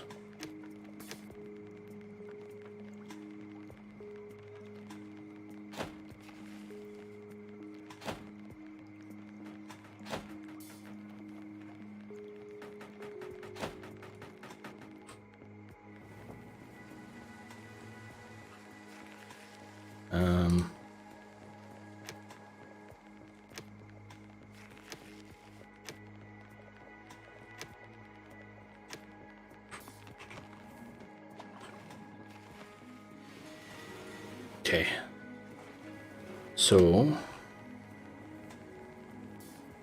okay, our population is declining. Probably don't have enough houses. Okay.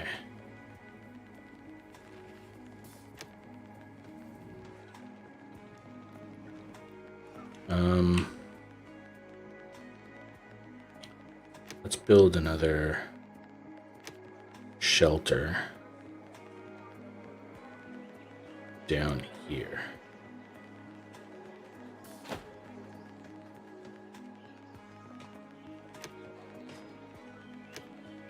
Well done. Assign settlers to be scouts and prepare expedition rations. When you want to send off an expedition, you can decide the quantity of expedition rations with which to supply the expedition. As a result, you can control how long and how thoroughly it is able to explore a ruin. Okay, I don't know what that Let's means. send out a few scouts to find a ruin. The scout will visit the ruin you have designated and explore it. As a result, the scout will supply us with important information about the site that we should pay attention to when we start an expedition. Okay. So let's send out a scout, I guess. Is that a task? Nope. Okay. What is that? Logistics? What would that be? Resourcing?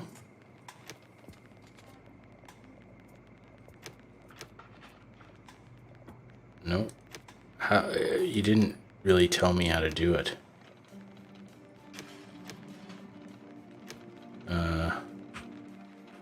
Okay. There we go. Open expedition window.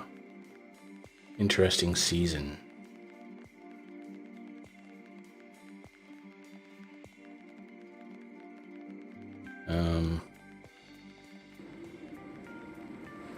Okay. Yep. Let's go there.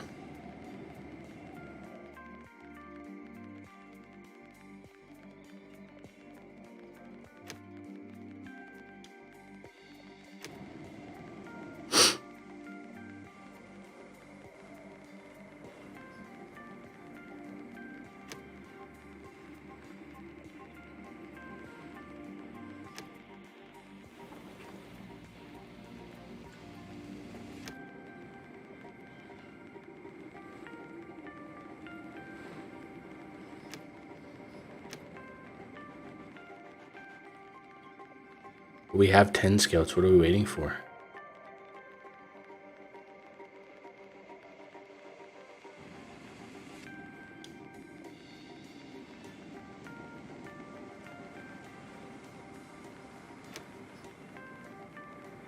Oh, okay. I guess I can do multiple ones.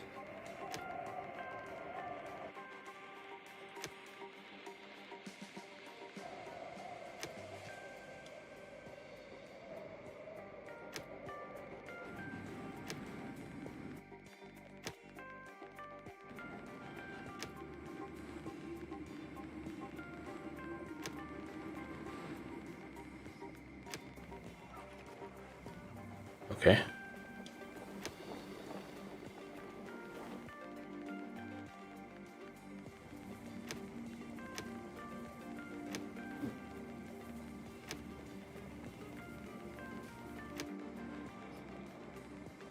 Oh, okay. Now they're going. Okay.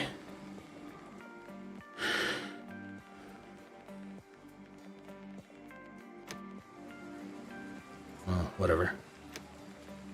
I don't know what that I don't know what that means.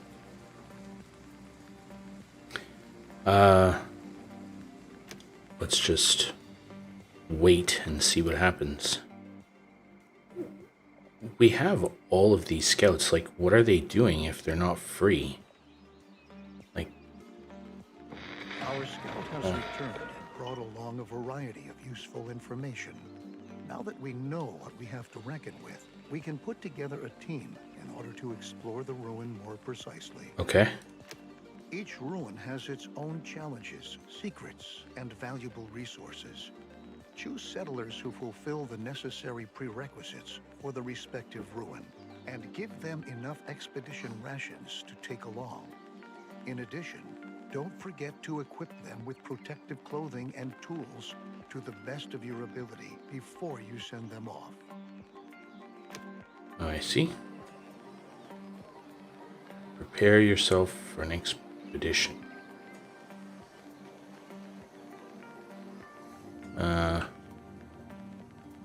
Okay, so we need to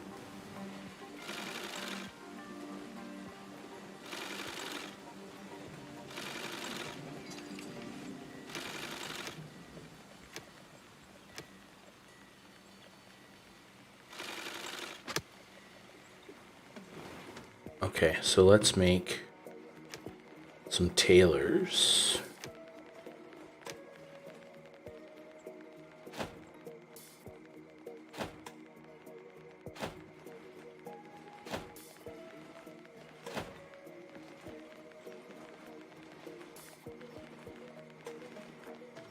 That'll do. Okay, so we'll make one to do that, one to do that.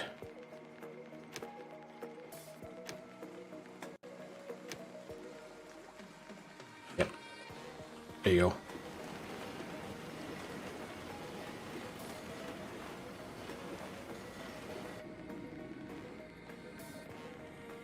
Okay.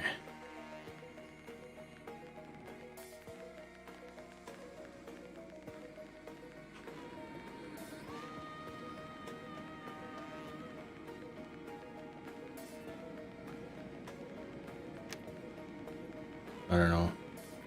The ruin is nothing special.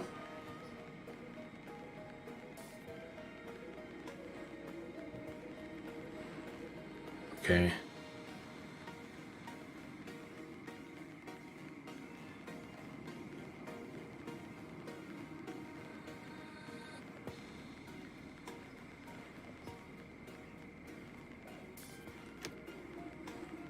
Let's see what happens. Now that you've commissioned the expedition, it's now in preparation stage. Expedition rations and other necessary resources are being amassed. Afterwards, the settlers you selected will relinquish their old task, assemble, equip themselves, and subsequently set off together on their way. Okay. Get yourself ready to make tough decisions. Good news. Your expedition has finally reached its destination. Okay. Now it's all up to you. Contact them and listen to what they have to say to you. Make wise decisions and guide the settlers through the ruin with meticulous care. Okay. How do I do that?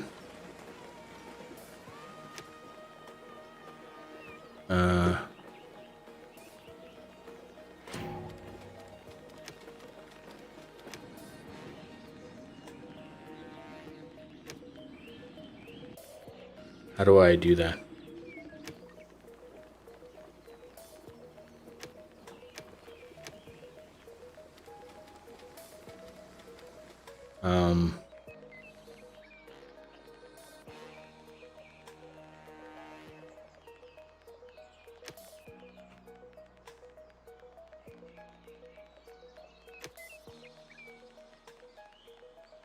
Okay, what other?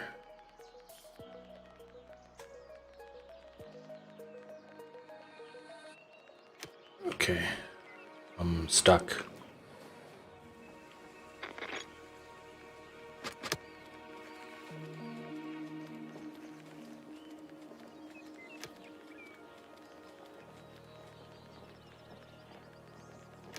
Good news.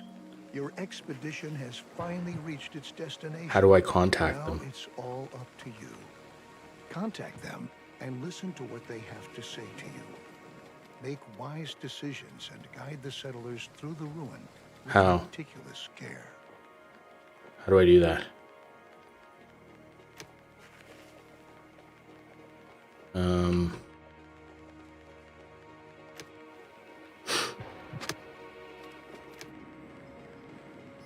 Okay.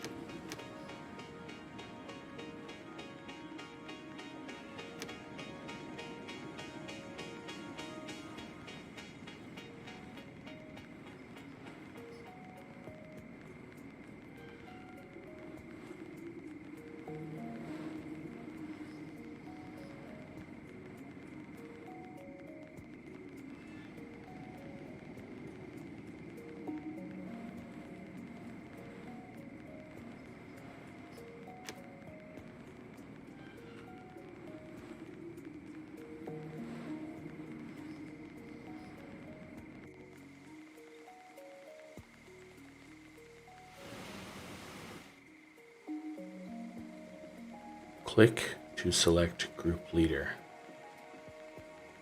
Click what?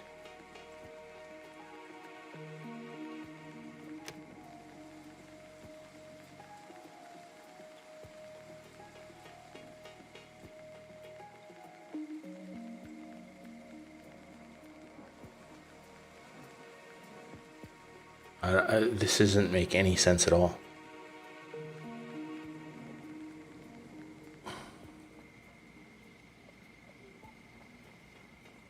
I don't know how to click it.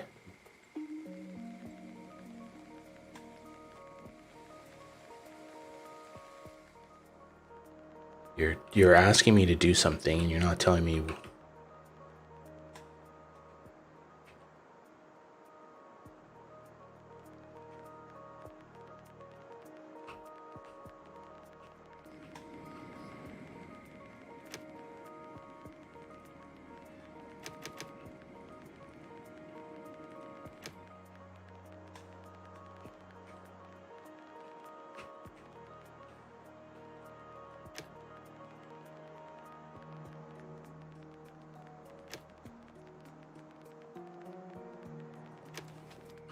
Okay.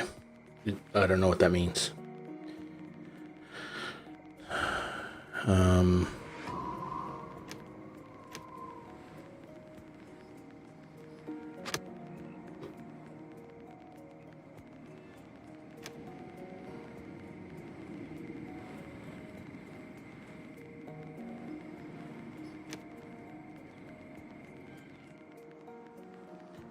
It just doesn't.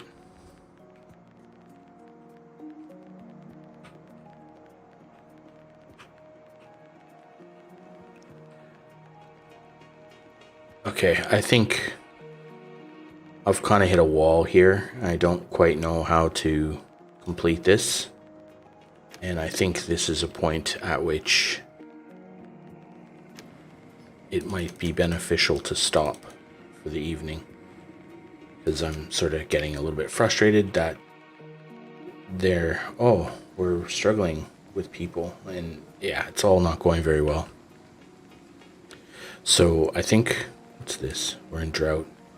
Yeah, I think we'll stop now for the evening.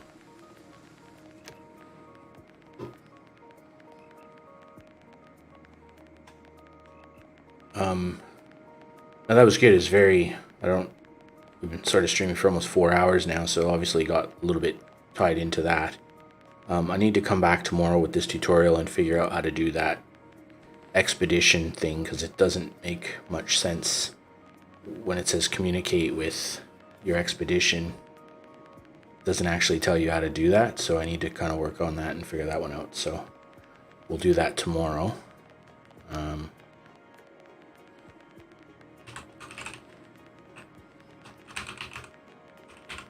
Okay. Well, thanks to everyone who took the time to drop in and say hello. I really appreciate it, as always. It's a pretty good game. It's pretty fun. It's reasonably well polished so far. Looking forward to trying to get through the rest of this tutorial. And